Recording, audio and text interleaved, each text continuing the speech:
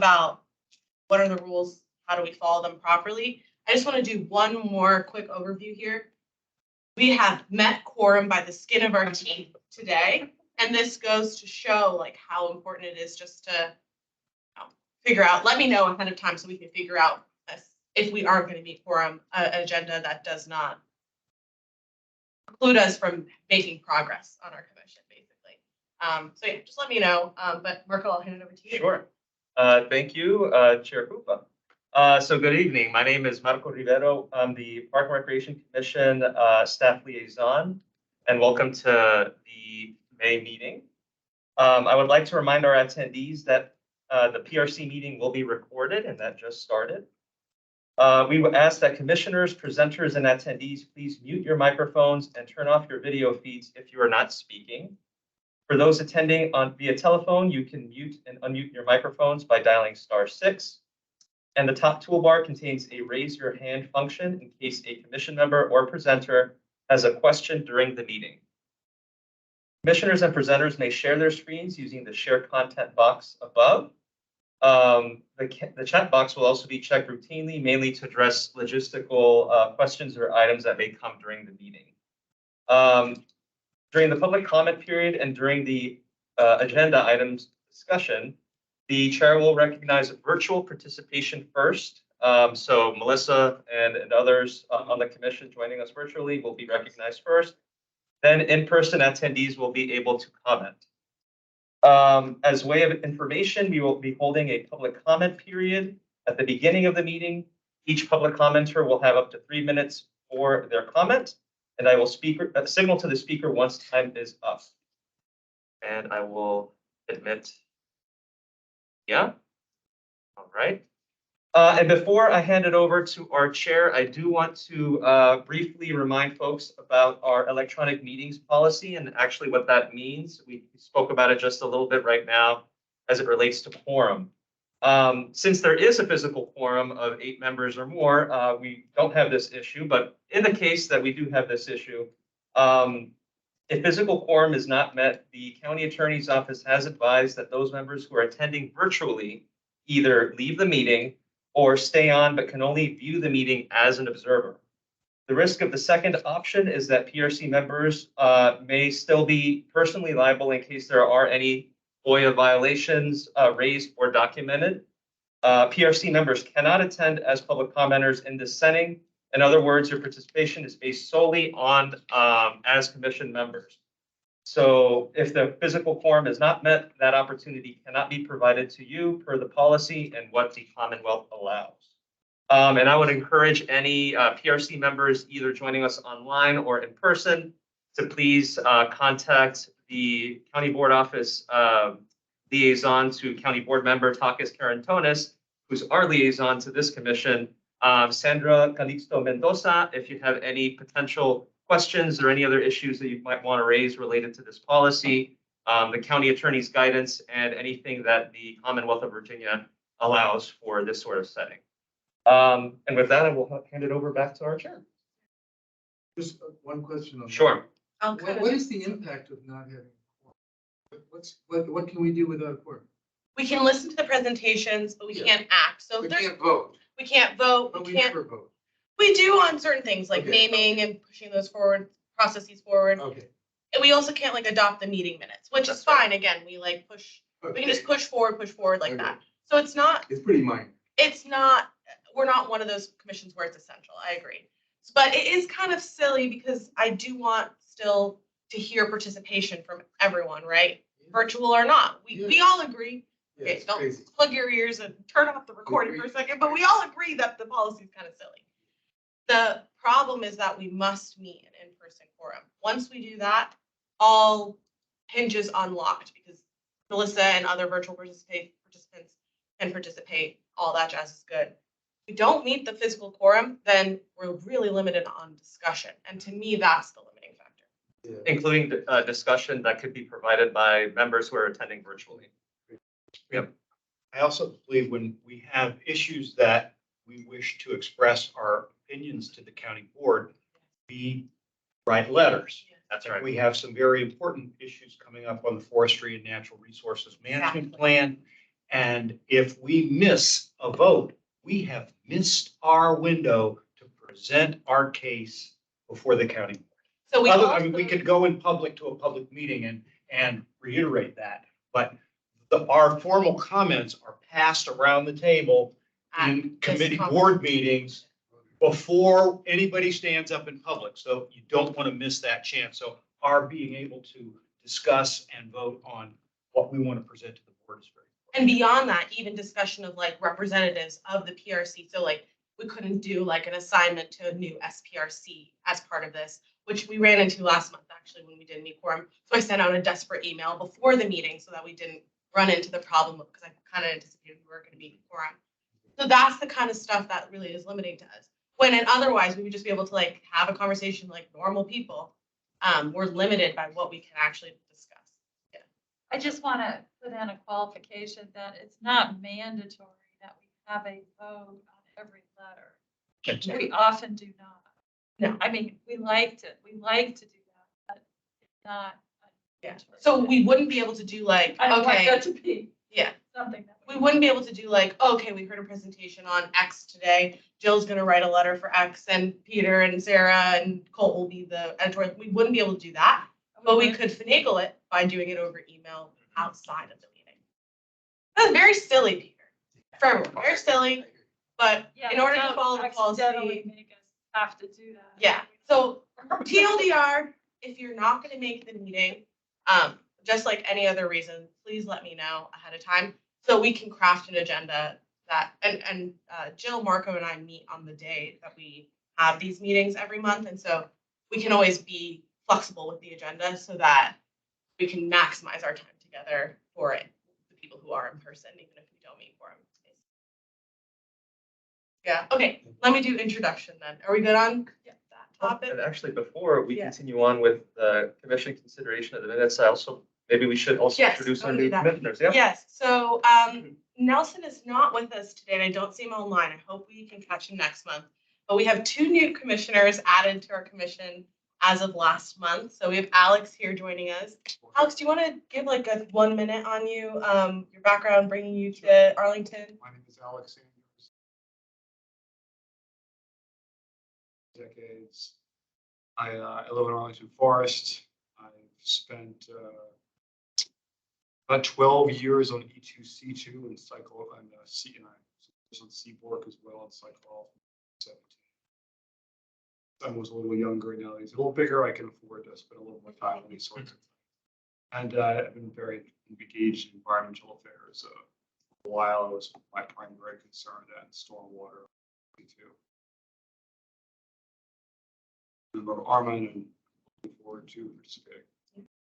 Well, thank you, Welcome. Alex. We're really excited to have you and Nelson on the commission. I also just want to mention, I said at the beginning, but our very own Sarah Berlick has graduated from graduate school and we're really proud of her. And for the time being, she's staying in Arlington. Okay. Yeah, so thank you Yes. for your participation, Sarah, as always too. Yeah. So yeah. We do have some upcoming appointments and retirements coming up. We'll talk about that in the future. In other business, we're gonna talk about field trip today. Good Yes. news on field trip. So big, exciting, good meeting today. I think we're ready to kick off. So I'll start off with consideration of both the March and April meeting minutes. Again, because we didn't meet quorum last month, we're approving both sets of minutes. So with consideration, not hearing any opposition. Oh, Nelson's here. Can we take a pause? Oh, wonderful. Yeah. Hello, take a seat. I'm sorry about that. I really overestimated my ability to find this place. You're fine, you're fine. We're normally in this room, so now that you found it, Yes. you got it. Not to put you on the spot, I know you just came in, but we just, Alex just gave a quick introduction, if you wouldn't mind, just a minute of your involvement in Arlington and what brings you to PRC, and yeah. started. Yeah, of course. So hi, everyone. I'm Nelson. Just joined the commission. I moved to Arlington in August for work right out of college. And on some email lists about things happening throughout the community and said I want to get involved with something and looked through that list and said Parks and Rec seems like a really great place to learn a lot about the community, get involved. I use the parks every day. I love them. I think that Arlington's had incredible green spaces that I've been able to utilize a lot since I moved here. And looking forward to really getting involved with the commission and to see how it works behind the scenes. Well, thank you, Nelson. We're excited to Yeah, have of you. course. Yeah.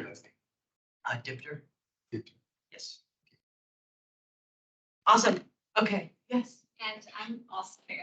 Oh, okay. Karen Guevara. Okay. You're not on Parks and Recreation? No, just planning commission. Oh, wait, are you? That's in the third. On the right floor. Are you here for the LPRC meeting? Yeah. I'm in the wrong Yeah. floor. Should be 311. That's okay. Elizabeth directed me down to.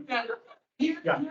11, and you can take these stairs right here, 311, or the elevator. That's embarrassing. No, you're good. Oh, okay, we just did it. Yeah, you're good. No I worries. introduce myself. Good to have you. Okay.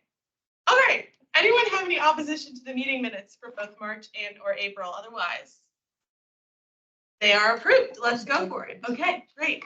Right. Thank you all. All right. So let's get in to our agenda. So, public comment. Public I'm so comment period? sorry. Yes, we have two public commenters signed up to speak, and the first one is Mr. Brian Siegerts. Great. Thanks a lot for the opportunity to speak. I'm Brian Sigritz. I'm the co-president of the Arlington Heights Civic Association. And I know you're going to be hearing about the Career Center use permit here in a minute by APS and county staff. Just wanted to say, we've been long supportive of APS. We actually have more APS schools within our neighborhood than any other in Arlington. That being said, we do have some significant concerns with the Career Center use permit. And I believe we sent around a letter earlier, so hopefully you all received that. But if anyone wants a copy of the letter later, please let me know. But a lot of our concerns, deal with issues you're all, focus on as well. Mainly the lack of green or open space in the use permit. What this use permit has is constructions of new buildings. It's going to maintain 3 large buildings, which is really going to cut into the amount of green or open space on the site. So we would like to see the use permit modified to show final condition of no more than 2 buildings, which is the eventual intention of APS, but it's not showing up in this use permit. So right now, for example, talking about some of the green and open space we're losing large open space that's been used by both our neighborhood and the surrounding neighborhoods. There's an apartment building right across the street from Career Center that doesn't have any sort of playground, and they use the playground a lot. So we're losing playgrounds, we're losing basketball courts, we're losing a diamond field, and as I mentioned, kind of the open space. So with maintaining all those buildings, it's really going to cut back on the usability of this area and the parks. And we also want to see, open access to the parks, make sure that playgrounds remain unlocked. We've had issues with that in the past with the Montessori school locking the playground. We want to make sure the fence is only 4 feet and not 6 feet to make it more accessible. We also want to see that there's proper sidewalk and streetscaping around the entirety of the site. There's also some environmental questions about this building. So, those are our main focuses. And, it really does come down to ensuring that there's enough green and open space for this location. And that's been our main focus. And it's a concern that's been shared with other neighborhoods around Columbia Pike as well. So I know some of the other ones are getting ready to weigh in too.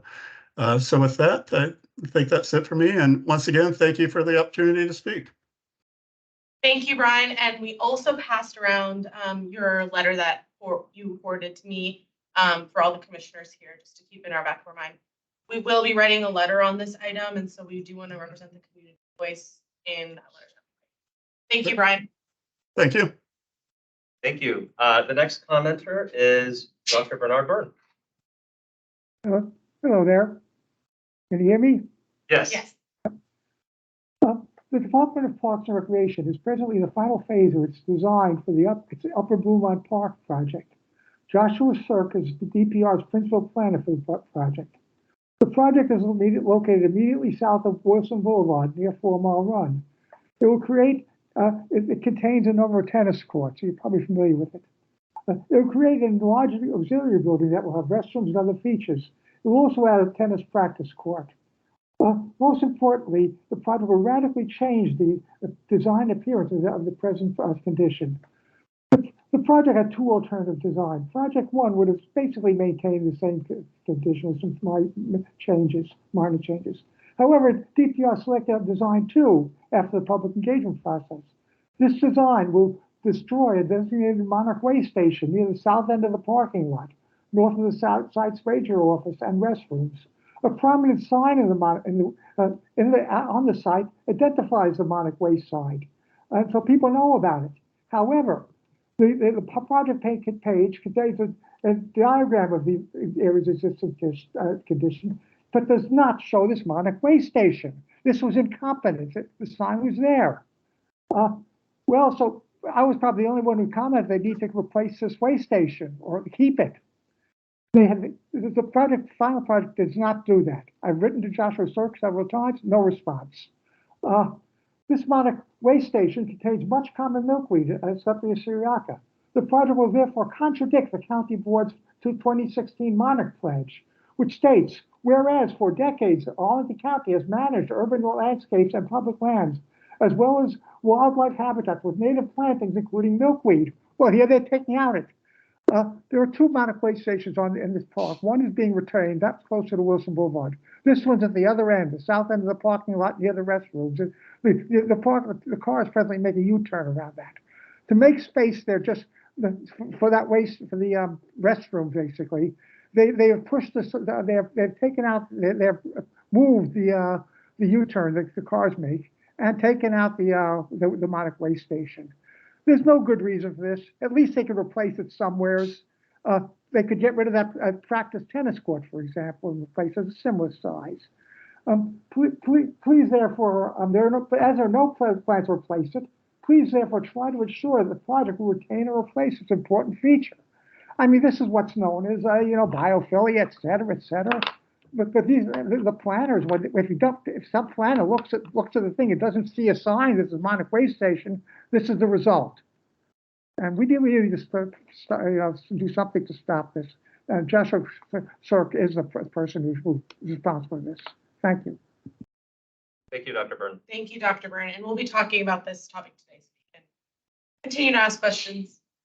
Are there any other public commenters on the line today? I don't see any in person. Okay, we're good. Thank you very much for your public comments to both of you. We'll start off with our first agenda item, which is a presentation on APS Career Center Project Use Permit presentation discussion by Olivia here today. Oh, actually, we have Jeff Chambers from APS and Jasmine McDuffie from Centec. Oh, thank you. Thank you for being with us. Go ahead.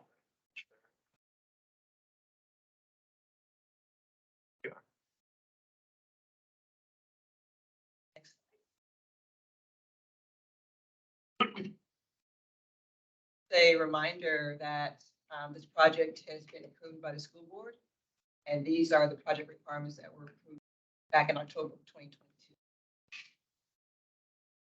In terms of project schedule, we are in the use permit process. Last week we had a meeting with the PFRC, and of course we're here with you. In terms of the project, it's an overview of the campus site plan. The project consists of a new ACC. That's along the bottom of the page. The bottom of the page is South Walter Reed Drive. To the right is 7th Street South. To the left is 9th Street South. And on the top of the page is South Highland Street. What is ACC? Arlington Career Center.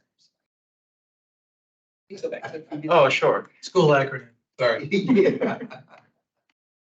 new ACC is the Arlington Career Center at the bottom of the page.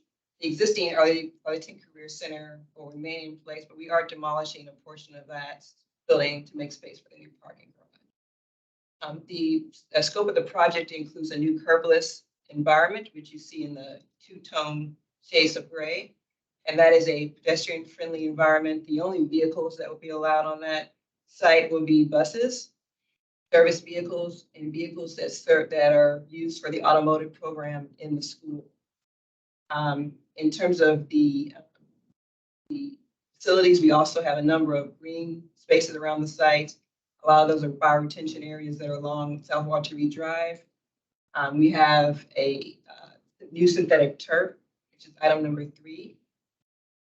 And we have, as part of the project, which is starting this summer, providing new play fields around MPSA along South Highland Street, and it goes along 7th as well.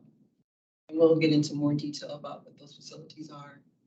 I want to call your attention to on the east side, or excuse me, the west side of the new Arlington Career Center, we have a tree boss, which provides some shading opportunity for students and pedestrians that are on campus. This is a bike-friendly environment, so there's a number of bike racks or facilities on campus, as well as a covered, secure bike facility in the garage.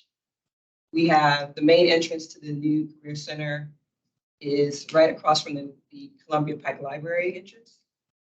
Right there, thank you so much. And then there's a secondary entrance off of 7th Street. We pulled the building back off of 7th Street to create additional green space, which was in response to comment we received from APS and community.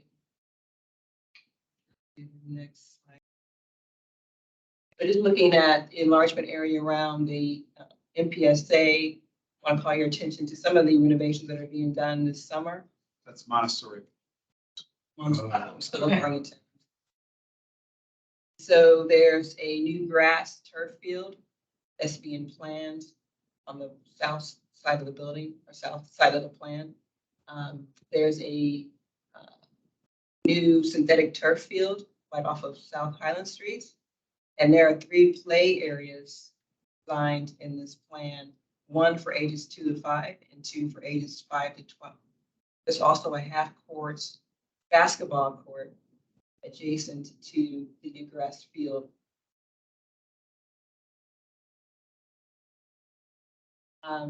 We're trying to maintain and keep as many of the existing trees as we can. And so the area in green represents the play curb, the play area curb. We have 2 in this particular location, which is on the corner of South Highland Street and 7th. There's 2 entrances to this play area, and this is play area for ages 2 to 5. Those entrances are accessible, and there are a number of play equipment pieces that are located within that enclosure. And the shape of that, again, is in response to trying to maintain as many of those existing trees as possible and trying to keep the equipment out of the drip line. There's an existing fence that's going to be reused along South Highland, and a new fence added in to connect to the 4-foot fence along South Street. This is the first of the 2 play areas for the ages 5 and 12. This one again has the area in green represents the play curb, the extent of the engineered wood fiber ground. There's an accessible entrance to this facility and a play area. And again, we're maintaining existing trees as much as we possibly can in this area.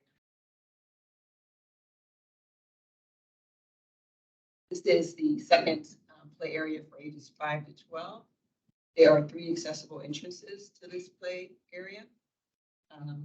And you can see on the left side is the half basketball court that's being added adjacent to this play area. It's right here.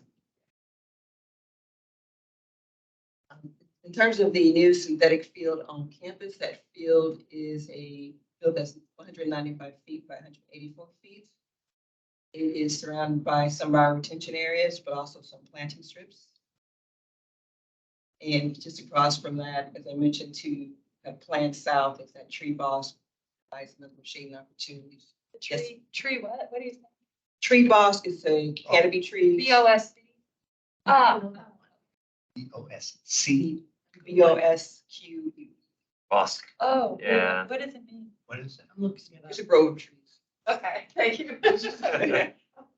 Mostly spaced canopy trees that create shading underneath. Dictionary definition, a clump or grove of It's trees. Right, thanks, Peter. Spanish bosque is the forest, actually. so, Okay, there you go. yeah. Tree grove. Grove. You've got the underground soil for that? It's a stabilized gravel that we're. Excellent. Surrounding this playfield is a 4-foot high fence around the majority of it, but we are placing a 12-foot Island Street and returning that to the north and south to keep any sort of walls or play equipment in, and that can go into the street.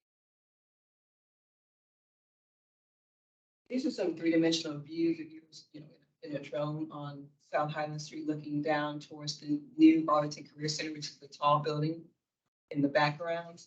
Field is on the left side, and so that shows you the transition from the 12-foot fence to the 4-foot fence. We'll never have buses going in both directions in this images, but we wanted to show you that at some point there will be buses at different time periods that service the existing Arlington Career Center and the new Arlington. And the image on the left shows you what it would be like without the buses, which would be the majority of the time. Pedestrian friendly, bike friendly environment. Site furnishings for seating, bike racks. Just for context, this is an aerial view of the new Career Center. The main entrance is located with that canopy on the lower left side. And that's right across from overhang for the library, Columbia Pike Library. So just in terms of context, the building is stepping back off of South Walter Drive, which creates additional green space along that boulevard. And it also keeps the scale and the mass of the building back by a scale that's more relevant to the buildings surrounding the site and across the street. Some views of the herbalist environment looking back towards the new Career Center. The playfield is on the side. Is that a impervious surface there? That's a lot of it. What is it? That's what I meant, impervious surface. Yes, sorry. Yeah. So the net green space loss is considerable. What you seem to be saying is, well, yeah, we put up 3 boxes, but we are losing so much hard surface here that's why you put in the bioswales. Or is that why? Well, this is the existing bus. So, okay. So we are. So now you have a chance to make it an impervious surface or But the field that we're putting in is impervious, But not the walkway. but the walkway is not, but the walkway actually drains into the bioswale. that's what I was going for. So that's what was forcing the bioswale piece. Yeah. So there's no way to get around so the concrete was there before and it's still going to be Currently there. asphalt. Okay, asphalt to concrete. It's actually It's a glass. parking lot now. Yeah, so asphalt parking lot, is that what we're Yeah, it's a huge talking about? parking lot. Okay, so it's going from the asphalt parking lot We to have some phasing diagrams. I'll a show you concrete, those. throughway for the buses. And for the parking lot. And it's also. And so you got 3 boxes in the middle of that. Okay. But sorry, to add on to that, so is the intention of this walkway just to be for pedestrian use, bike use? Do we expect like emergency vehicles to use this, things? It would be emergency vehicles, it would be weekend fairs, it could be a market, it could be lots of things. It could be, it's going to be. Like a farmer's market. Right, but it's not a traffic thing. It's one of the things where the school buses come in or the Correct. vehicles for the school, Service. the service vehicles come in, right? Okay. These are some additional views showing the entrance off of South Walter Drive, and on the side is to the additional facility that's going to be available to recreation is the gym that's located on the 3rd. These are floor plans of proposed new Arlington Career Center, and that gymnasium's on the 3rd floor, highlighted on the top of the page. So the look of the 3rd floor showing the gymnasium in the context of the other instructional spaces on that floor. And the gymnasium right now will have regulation basketball courts. There will also be storage for volleyball standards. And there are retractable bleachers that will be able to accommodate between 160. There's, in addition to the main basketball hoops that service the main court, there are 4 additional and a half court hoops going in the opposite direction, and a divider curtain. Right up the space. Okay, I'm going to go into quickly, go through the phasing plans, just so everybody is aware. The comment that was made with regard to the hard surface, essentially, the current site is very much impervious in the sense of in the middle of the site, you can see all of those parking spaces. Currently, there are 2 sections of relocatable trailers. So that's pretty much all impervious at this point in time.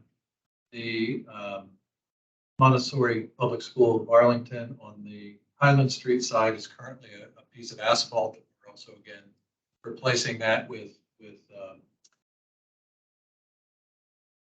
turf, synthetic turf. So we're pulling that out and basically putting that. And then on the east side, planned south side, where the ball field is, that's going to be where those playgrounds are being created, as well as up around the corner for the primary play area on 7th and Highland.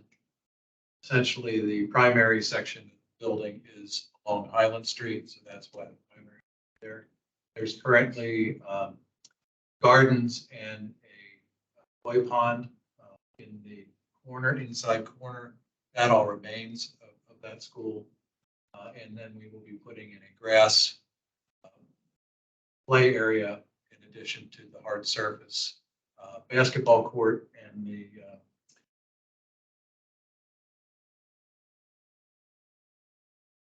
mostly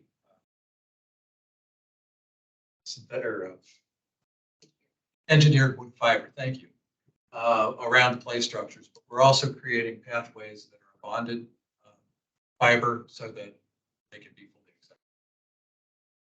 So when you say the play areas, that's for like the 5 and under crowd? I didn't know what the one, yeah. I didn't, when you say, is that general play area or is it specific for the Montessori school? It's specific for the Montessori school, but all of our playgrounds are open to community use after hours. But it's really it's for smaller kids as opposed to the 11-year-olds. I'm just trying to get the range for the. There's both. Oh, yeah. You cover both ranges are covered, like the Correct. little kids and the big kids. Okay. Yeah. If you go back, I'm looking out for my grandkids. Yeah.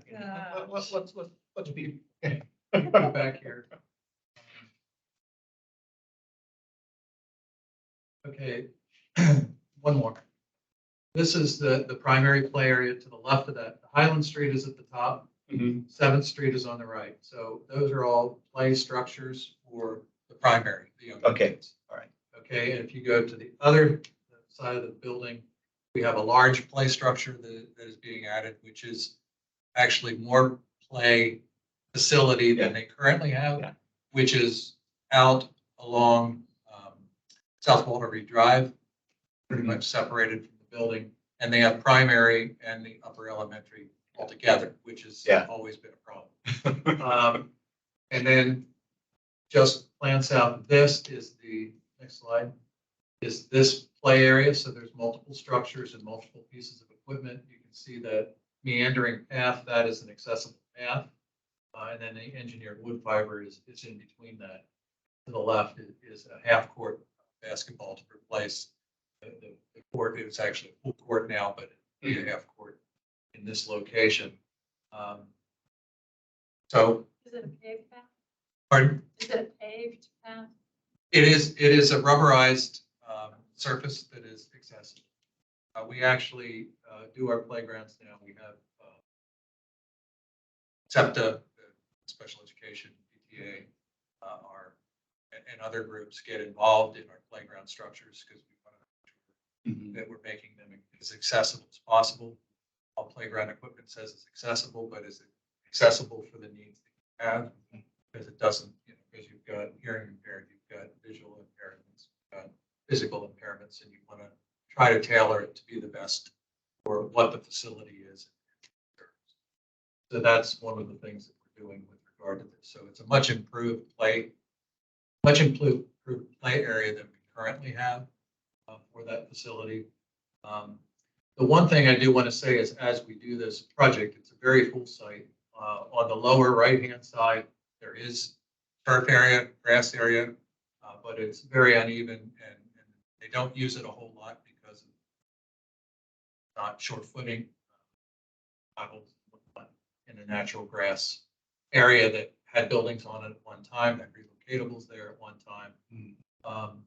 And one thing I do want to say with regard to the phasing is we have to maintain the operation of the Montessori Public School.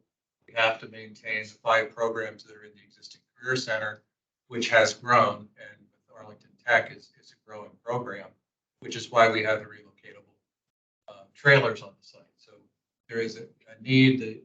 This facility, this secondary program, is our only secondary school that has not been improved. So that's why we've been working through this to try to get there to the point.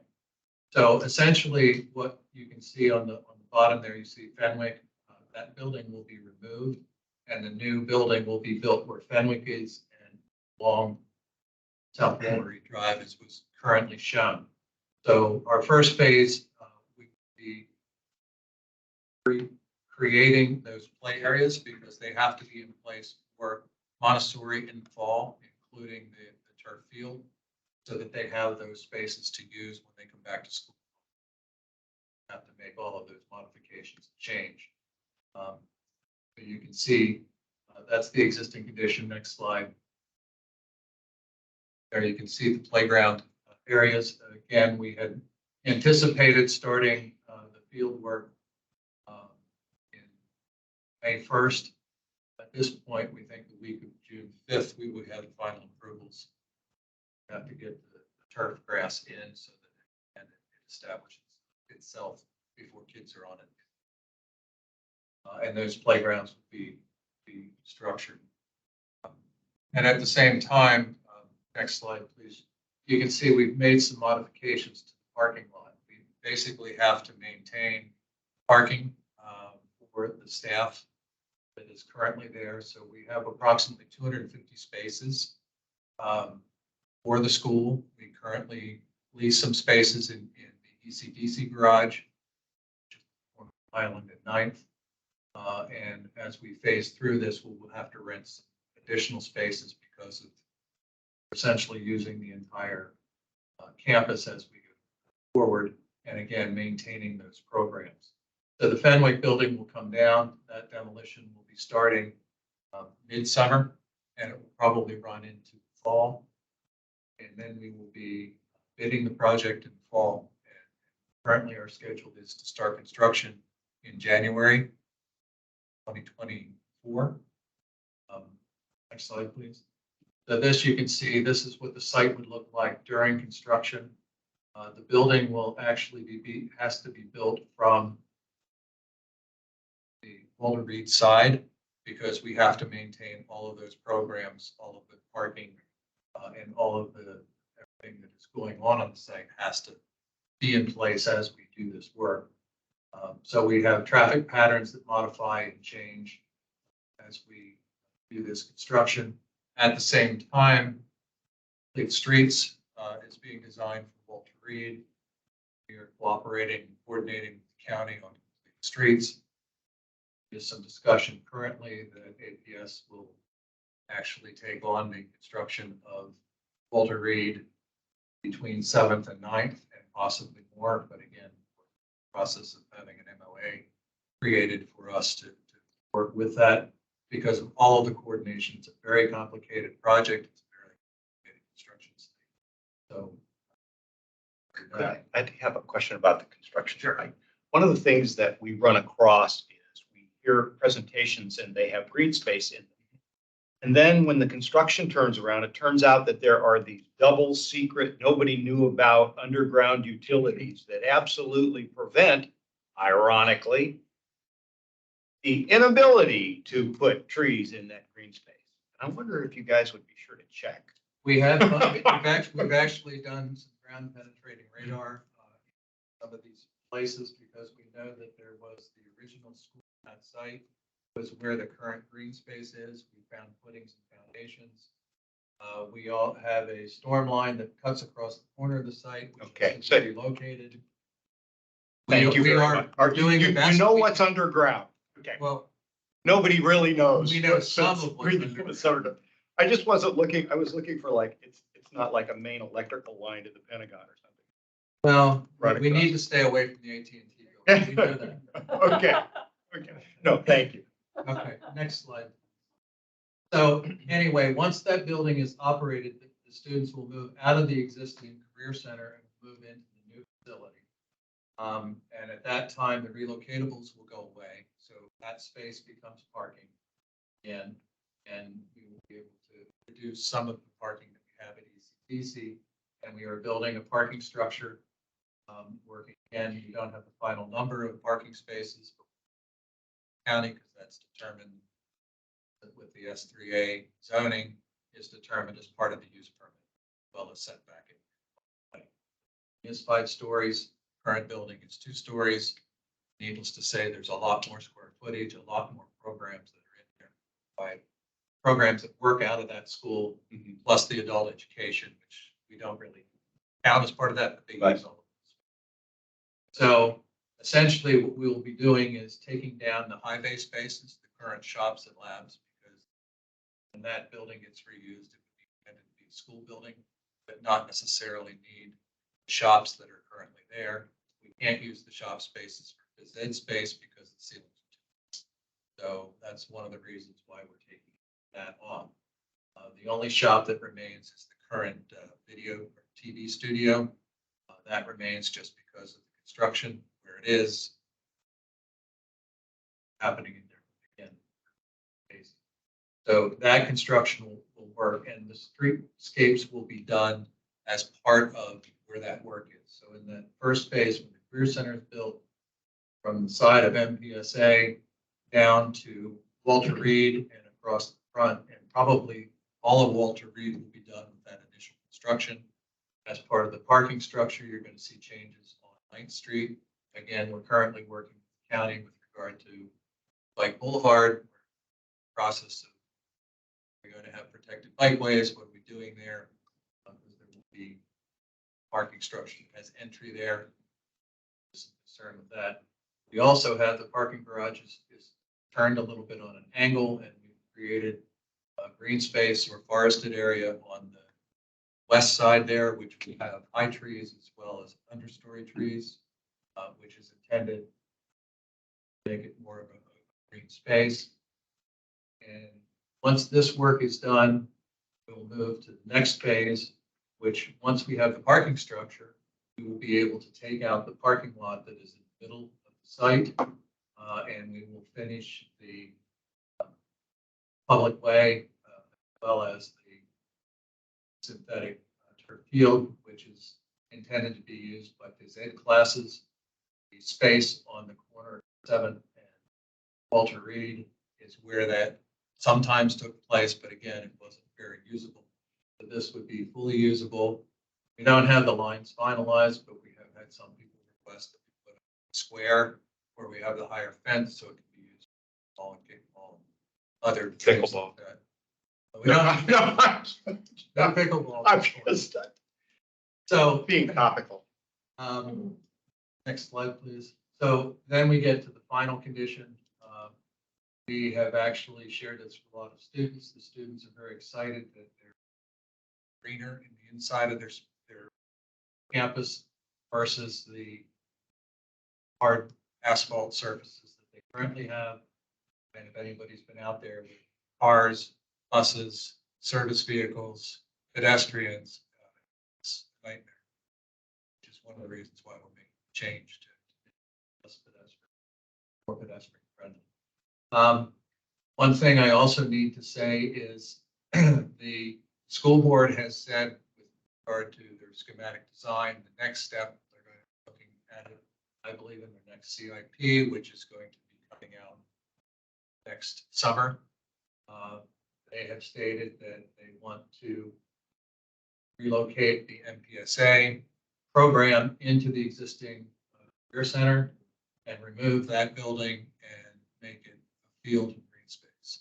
So we don't have it budgeted. It's not in the CIP. So this is just where we are stopping, calling it the final of this project, but it's not the final of the campus. They will be looking at that future. We've already started doing some studies on reusing the Career Center for a Montessori Public School. So there'll be more coming on that in the future. We have done a study to show that we can put a full-size soccer field at the location of the MPSA with additional green space. And at that time, we may also look at how you get to the service area, and maybe we can get service vehicles off of the campus as well. So again, we have to keep all the programs operating, so we need to look at that.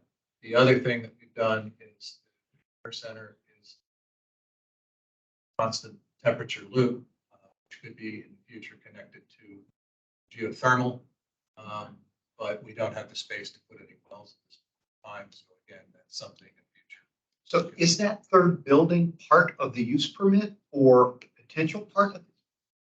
Essentially, the use permit is for the campus. Okay, And the way the county puts the use permit, currently we have some partial use permits, I believe, on this site. We don't have a full use permit. In fact, there are multiple properties right now on this site, which are all going to be combined into one campus. We will have a use permit. So all future work here will have to go through the public process, and we will have to do amendments to the use permit. but it'll be more of a coordinated, because it's all one. They'll be making that use Right. permit change, yeah. Yes, it'll be a use permit Yeah. change as we go forward when we know and have defined what the budget is and what the projects. Yes, Can you remind me what this building? Garage, that is the ECDC garage. this is a pretty big garage. Yeah, it's a garage. Yeah, I'm familiar with that too. yeah, that's what I was We've been thinking. there. So, so have you given any thought to using the top floor of the parking garage for a field? Or for pickleball courts, or for tennis courts, or for basketball? We have not structured an additional floor on that. However, the way this garage is structured is half of it is flat, and then the other half is a ramp. So there are spaces that could be used in the garage. You mean on the roof? There is no roof. It's open to, Okay, there's no roof, but I mean, there's gotta be a top floor, there is a top floor. which has cars on it. It does have cars on it, correct? So I'm saying, don't put cars there. Well, we would have to build another floor. Okay, Because you we have to build need, another we, floor. basically, the parking spaces are based on need, and community input and the BLPC. Okay, How many spaces are on the site now? Total. 250. Well, there's roughly 250 that we've been maintaining. And the garage, as is anticipated, will have 300. Yes, that is correct. How many are you renting from We currently have ECDC, we have 100 spaces, but during the construction, we'll be renting another 150 from them to maintain this. so the new parking structure is all? Correct. When you guys pull out of the east section, that leave alignment to spaces? Well, we don't know exactly what's going to happen with ECDC. I mean, they have a building there. And if they fully occupied that building, they would need it. But they are not fully occupying that building. Is this the end of your presentation? Can we open it up to? Yep. questions? Okay, cool. All right. I can, yeah, I can hit us off. So, Melissa, we'll start with you virtually. Was there anything you wanted to add and participate today? Or any questions you had? A little bit, but not much. I do think I share some of the concerns expressed about green space, but I do understand the limitations. So I think people can speak more eloquently to that, probably more than I can, but I just kind of generally also a little bit concerned about that. You should That's make that a letter for sure, Melissa. Yep. I'll start off if that's okay. I want to address to Dr. Burns' question during open comment. Can you guys speak to the way station changing and why that was chosen? It's on blue I line. think that was related to someone. I was like, I don't see a way station here. Thank you. Okay, cool. All right, great. Yeah. Okay, we know it's underground, but we didn't know there was a way station. Great, okay. Then I think, my first question then for you guys really is on how we can get that strong language into the plan right now to promote as much additional green space in this development as possible. I think as a Arlington County property, we really want to demonstrate that we're maximizing get out of this. We will write this in our letter as well, but would love to hear about the commitments that are being made holistically beyond just the fields, like planting those great tree, what were they called, bass? Bus. Soft, yeah. Grow. Yeah, gross. I think that, we had a couple of lively conversations in PFRC last week as I said, the board has made an action. I think that your letter should encourage, the board to follow through with that. Again, until it's in a CIP, it doesn't exist for design and construction facility. But they made that commitment. The board at that time made that commitment. So they encourage the board to follow through with what they talked about to, reduce this. We did, if you look at the first slide of that presentation, the board actually up front did make a limit on the size of how many students would be on campus. Yes, okay. Minimize this. Right. There you go. And then I think my one other comment for our commission is, since we will be writing a letter on this item, I would encourage that if you're interested in being in the editorial committee, I think one other point that perhaps we can put a point of view on here is what we would like to see with the potential new development project that isn't yet budgeted for the MPCA building. Right? MPSA building. Montessori Public School. Thank you. Yes, took me a And- long time. Because I think that it's clear that they'll go kind of traditional here with thinking about like field use and stuff like that. But if we want to be more creative and thinking about perhaps a mixed use possibility, or can make an argument away from traditional field use to public open space, we can try and craft an argument there in our letter on this project. Which space are you talking about exactly? The current MPSA Yes. site? So Nature like. yeah, so they mentioned that that is not in scope right now for redevelopment or rescoping, but the long-term plan, I understand, is to also demolish that building and add to more field space right now is the. Well, they said field and green space. There is room to put both there. So the playgrounds that we're putting in around Montessori, again, if that existing career center is used by Montessori, those playground spaces will be surrounding the existing career center. And we can really advocate for a mixed use space that includes park for that Montessori crowd, but perhaps we also Well, ask for more. Yeah, essentially what we would envision, I'm speaking for myself, I'm Yeah. not speaking, that I would envision that the field that we're creating now would end up becoming a Montessori play space, and the phys ed space for the career center would be in a new field where MPSA currently is, as well as additional green space and trees and whatever that would go there, because it will not take the whole space to put the field. But again, we're hearing, we're hearing some phasing here. So this is I think our opportunity to inform that phasing. We're looking at building field use today. When that building is gone, there needs to be room for more than just field use, right? So we have to. Joe.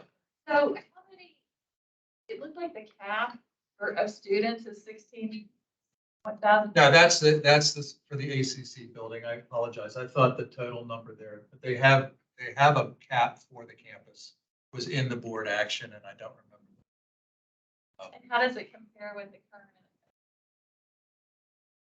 It's more than the current enrollment because the new career center has a larger population. It's about twice as many students as the current building. Right. But again, the cap would not allow fully occupied all three buildings. Why they put that cap in? That would not. Full school occupancy of all three buildings on this. Right. And walls and maintaining. Oh, so the Right. building has to come They down. want to prevent APS from being. able to- It's like 2,400. Three schools The on general that property public at the school. same time. So that's the point of that. Correct. So that's our assurance.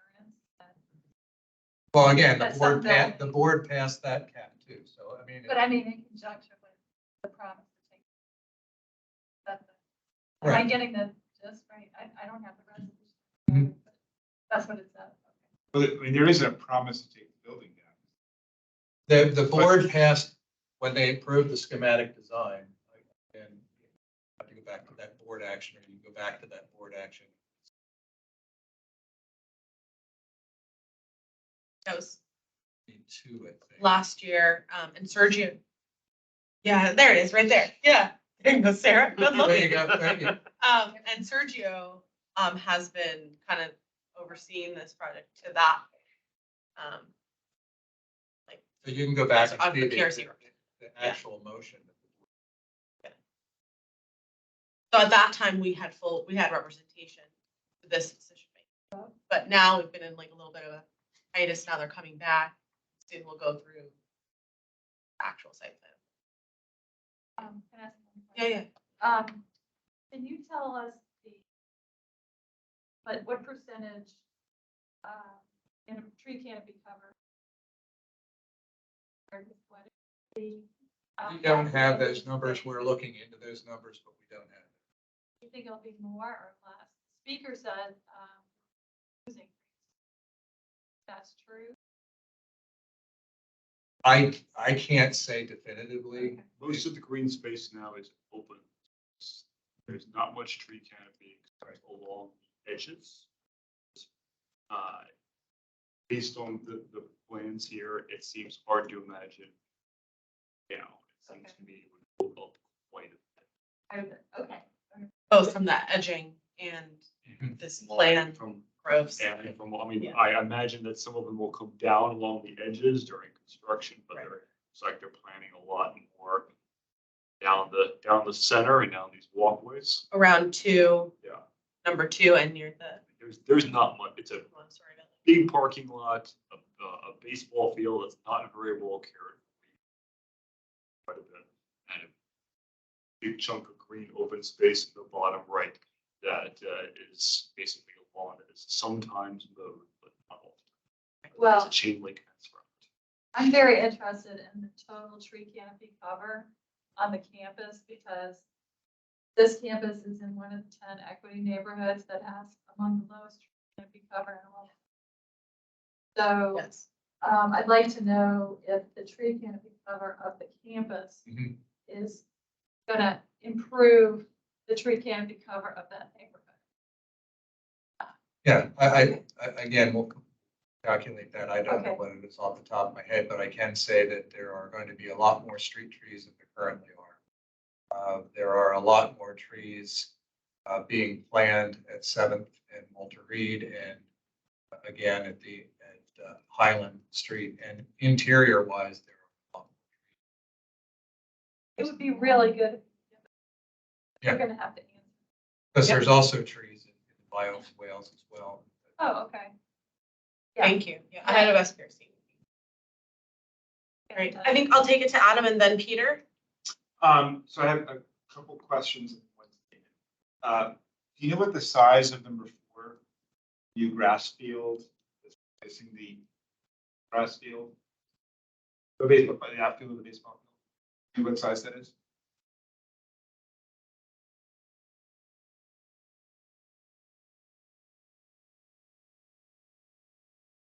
At the size of that. I don't remember seeing it. Sorry. Yeah, I don't see it. Good question. Back another one, I thought there would keep going. It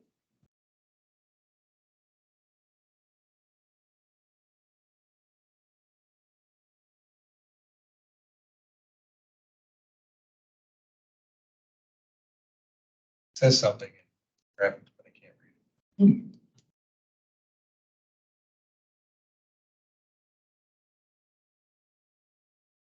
Perhaps we can get that. Yeah, I don't want to take it. If you don't have the answer right now. Did you have any follow-up to that? Yeah, so my other question is, so all of the playground and space is being created for NPSA to replace the stuff they're losing due to the new ACC building. Do you know how much money is being spent on that? And when do you expect that building to be demolished? If all goes according to plan? How much money is being spent? Spent on all of the amenities that are being built around the school. I don't have the budget off the top of my head.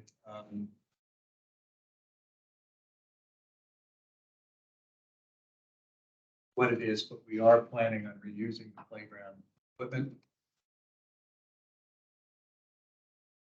Program.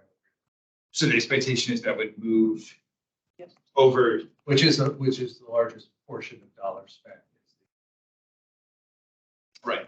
But we've told the vendor that we plan on being able to being installed. Generally, you set it in concrete. They said they can put sleeves around the structure so that it doesn't mean we won't damage things and have to replace things. But the goal would be to. Okay. Okay. And then my final one is about the new 3. So I know, Jeff, we've talked about this back. The baseball community is going to be losing a well-used but poorly maintained field earlier than we expected. That's a separate issue, which I won't bring up today. But I don't see any evidence that number 3 is going to be available for baseball. I mean, all the designs, I know they're not final designs, but there's nothing there that shows me that that could be used as a baseball field. And I'm going to be sending you ideas and information about how that could happen. But I just want to reiterate that given that we're losing this field and the fact that if MPSA is taken down, there could be another soccer field put in there. Again, we're losing a diamond field, which is well used. So I wanted to read how important it is to make sure that 3 is available for multiple sports. Thank you, Adam. I think that's a really important fact to bring in here. Do we even want to hold, I'm putting out there, do we want to hold a point of view in our letter, perhaps that a priority in the phasing of taking down Montessori School is replacing it with a ballpark? Because this is where my mind's going right now. Looking at the right-hand side, I'm enthused that we're keeping as much of the current space that is not developed as temporary, what we see is right now, temporary parks and additional green space land. When the building comes down, it opens up a can of worms of possibilities. And we want to maximize, obviously, that space continually being used for green space. So in our letter, we propose what we think phasing should be, including perhaps replacing the baseball field and encouraged more open public space. That might be a way for us to insert our opinion before this plan gets written into action and their opportunities. I volunteered to be on the editorial. Love that. Thank you. Peter, did you, that you're good, right, Adam? Yeah, thank you. Yeah, Peter, go ahead. Well, going back to the parking garage, it looks like it's about 10% of the land area of the whole site. And if we're losing, as Brian said, we're losing green space. That seems to be a prime way of getting some green space on that roof. The roof Lubber Run is spectacular. Incredibly heavily used, looks terrific. The whole thing's, I think, really successful. And I think I'd love to see that as the template for everything that the school system does from now on. Parking is a big negative for everything we're trying to do with parkland. And here we have an opportunity. Put it on the roof.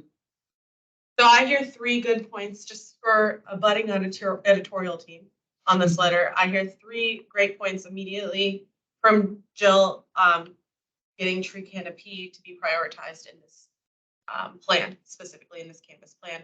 2, providing some sort of roadmap for the phasing of the MPSA building, including a ballpark, baseball diamond park, and encouraging more green space.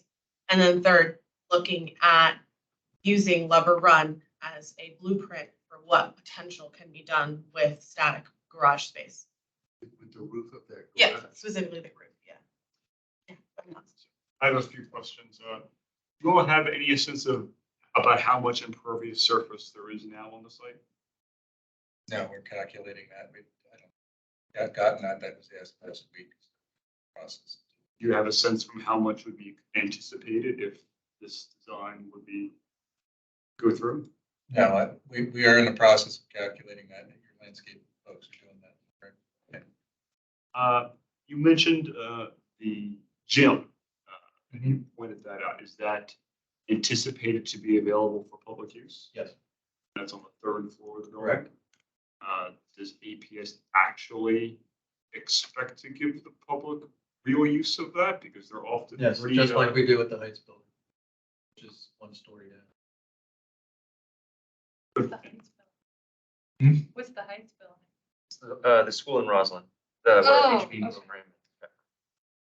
And the one thing what we did is, I know the Parks was unhappy that. why did you choose the synthetic field? Basically because it's going to be used 24/7 by schools and the community. Our field will not survive.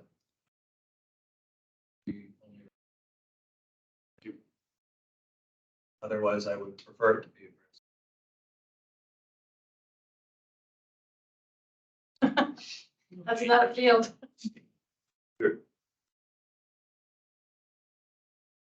Any other, go ahead. As they did, just a couple of things, Peter, on your point. One big difference between Lever Run and what this is that parking garage is commercial. And so the access to the roof is real simple. It's at street level. Whereas this one, it would be, how many stories is it right now? 4. So that would be a 5th story. So unless they were considering making a person on the ground, I mean, you got a very different situation there in terms of access to that space. Right, of course it does, yeah. Well, putting it underground, putting a roof on it. I mean, we're facing this really ugly and underutilized parking garage. A 5th floor roof could be a great place for pickleball courts. Yeah, I'm not arguing against it. I just wanted to make sure it was clear that that's one difference between. Oh, yeah, of course. But we gotta start using our rooftops and the county has to take the lead. This is a public roof. Another possible use is solar. I know APS, I think solar is planned for this, right? We essentially, we try to use our rooftops wherever possible to make them available for solar. We don't, Discover is the only solar we own. Everything else is a power purchasing agreement. So we would offer this to a company that would do it as a power purchasing agreement. The one issue with this building is, number one is, again, to save space, we compacted it, went up, not out. So we have a lot of special systems, auto body painting, auto tech program, culinary programs, animal sciences. There's a lot of ventilation requirements. So that if you looked at the renderings, you'll see that there's lots of equipment on the roof. And we do have. No, the building. The building, not the garage. Correct, of the building. And one thing, we did actually have a sawtooth roof, music area, which we've gone to just a single slope so that could actually be so we would like to see that happen, but at this point, it would be a power purchasing agreement. It would not be part of the project. Is there like millions of dollars dollars of the current building? Pardon? That is actually a possibility. We probably want to see how we're going to reuse the building, where we're going to make penetrations. Don't want to add millions to the project by not having ventilation issue or having ventilation issue to be constructed. But that has a very large, clear roof at this point in time, and it probably could use a recoating on it, and you have to have roofs that are relatively new or have a 25-year warranty on it before they're considered. So essentially, our roofs that get re-roofed, make sure consideration by our purchasing. Were you talking about the parking garage? Well, I was talking about in general, any of those, but Any any of part those, is okay. possibilities. I mean, there's a whole nother commission. Yeah. We have to look out for green space. I agree, Yes, Peter, fully agree. We can definitely mention both as an option, but I push for rooftop garden as our commissioner. Okay, great. Do you guys have a date that this is going, I'm thinking about our letter. Do you guys have a date that this is going to the commission already in the agenda To right the now? county board, yes. Sorry, to the county board. Yeah, it's June, the June meeting. June meeting. Is that It's the third Tuesday, second Tuesday? It's this It could Saturday, potentially be Saturday or Tuesday, so it would be either the 10th or the 13th. 10th or 13th. So pretty soon, actually. Is it close to being a net zero building? No, it is not. We are looking at a lot of electric operations, but it's not a net zero. A net zero is you have to have a low EUI. Find it very difficult without geothermal and without solar. So is there natural gas plan for use? There is some, but it's minimized. Just to take the roof thing a little further, obviously from your body language, et cetera, this is not something you to think about doing, but is there a way of estimating the cost of what adding a strong rooftop to the garage would cost? I mean, we could do an estimate, but we're currently at budget. Yeah, you're at budget. So I mean, that would be part of the conversation of what the Parks Department could maybe put into it or whatever, because we'd be gaining some park space. But, so can you actually try and figure out what that would change the budget? Or is there a way of saving costs in some other design aspect of the garage that, Again, we actually used a garage consultant to minimize the footprint of it, to maximize the green space on the site already. Okay. And the configuration that we've come up with is probably as efficient as we can get it. Okay. Get the spaces that we believe we need based on our traffic study, which is also available. Seeing. I mean, obviously it would help us, everybody, the whole county to know what having, I don't know what that maybe like. It might No be idea. half an acre, what that would cost to get a half an acre green space. We have a 30-year plan where we have to get 30. I mean, we have to get 30 acres in 10 years. Yes. We have to get 30 acres. They're not there yet. So this is. We're like at a little over 3. Okay, we are way over time. Please go ahead. We are way over time, so go ahead. Let's just So wrap it up. one of the things, I know DPR staff have been on the group that's working on this. And from my experience I also serve on the Facilities Advisory Commission, Council for APS. And I don't feel that DPR staff have been doing their job very effectively, because a lot of things that have been coming out of this didn't come to us. We're just hearing, obviously, getting the now. And for example, the baseball field that's being moved, it could have been even now, but it's being taken out of commission as of June 5th, which is before the end of the baseball season it's over. And there's been no word that's gotten out to the about this happening. And I don't know who the staff member was who were on it, but I think that something needs to be said about the fact that there hasn't been very good representation. Oh, hello. So so I was a staff member on it. We just found out, gosh, I believe it was the end of last week that field was coming out of, that field was coming out of use.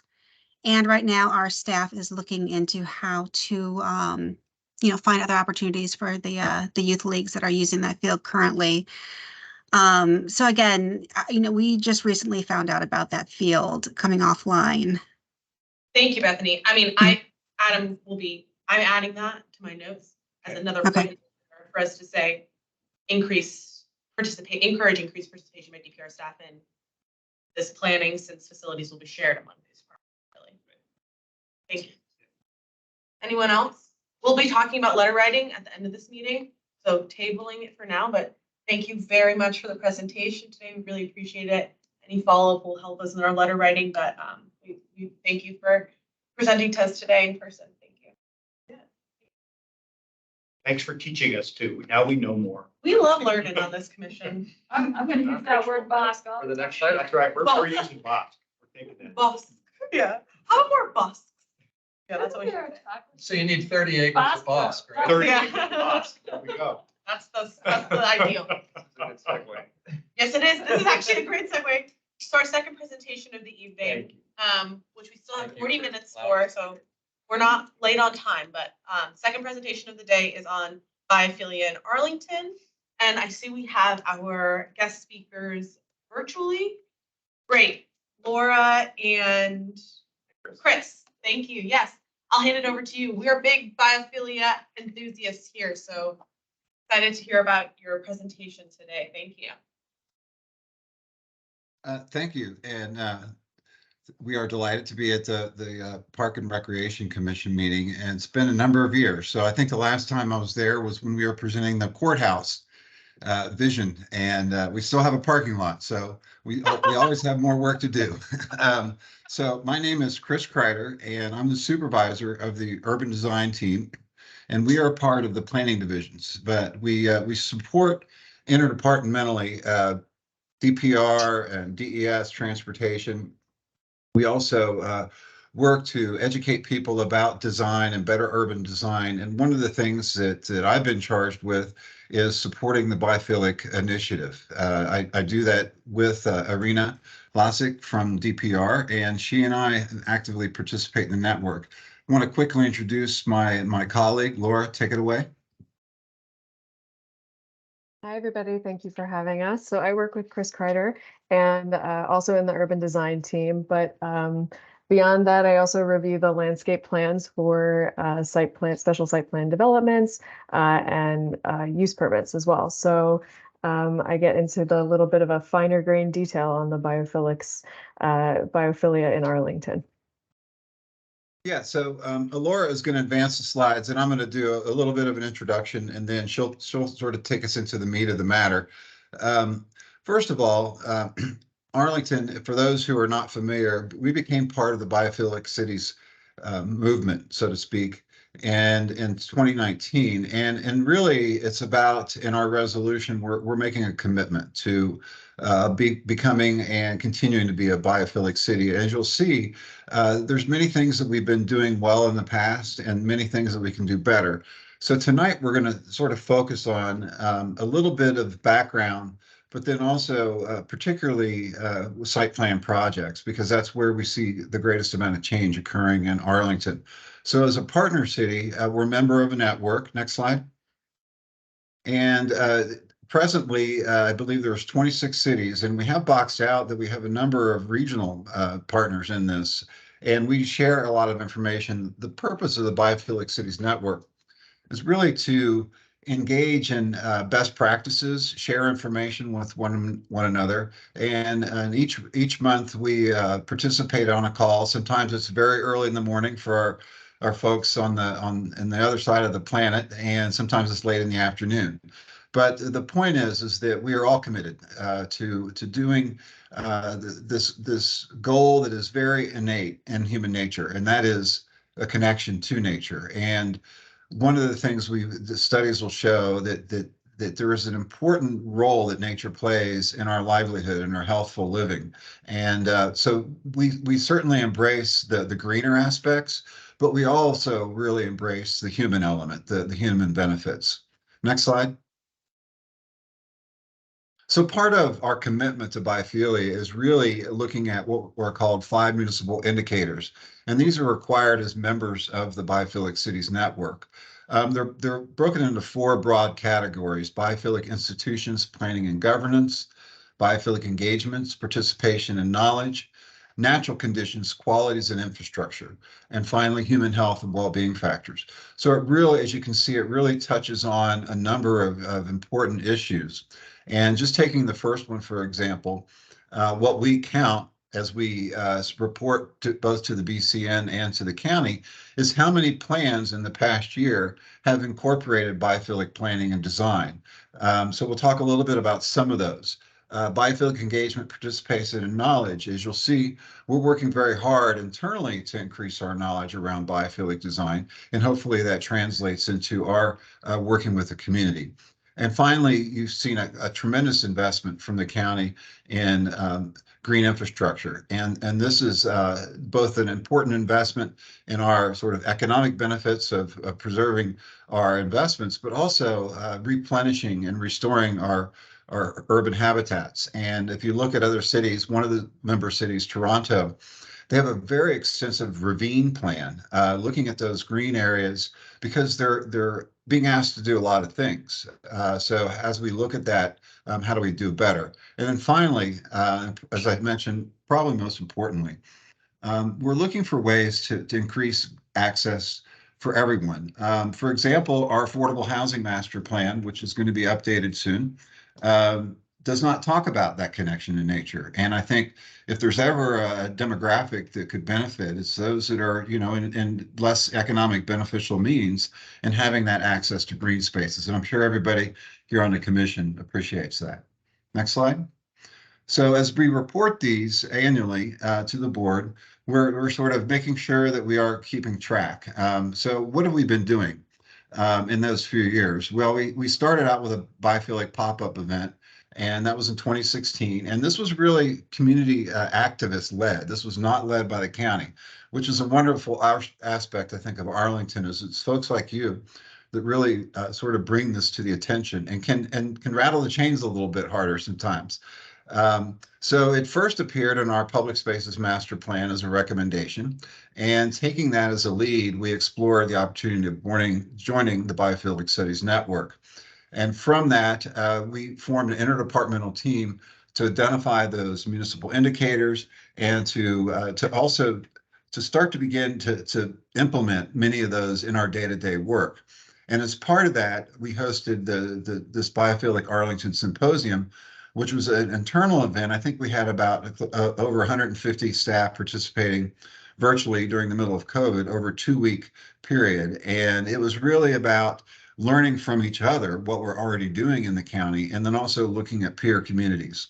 And as I mentioned earlier, we do attend those BCN meetings on a monthly basis. So in terms of some of the things we're doing more recently is Laura and I and the urban design team, we host a monthly design lunch. Last month, we had a representative from Toronto talking about their Green Cities initiative, and importantly about their green benefits program that they use with site plans. It's just point scoring, and it's not it's focused on energy, but even more focused on biodiversity. And we're really looking at that as perhaps a blueprint for expanding some of the things that we want to see in the SPRC process, which we'll talk about later.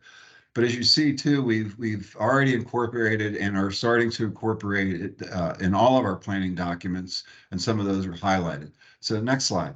So Laura is going to talk a little bit about that site plan design review process, and then take it from there. Laura, thank you. Thank you, Chris. So yeah, I'm going to talk about biophilic implementation in relation to the special exception site plan review.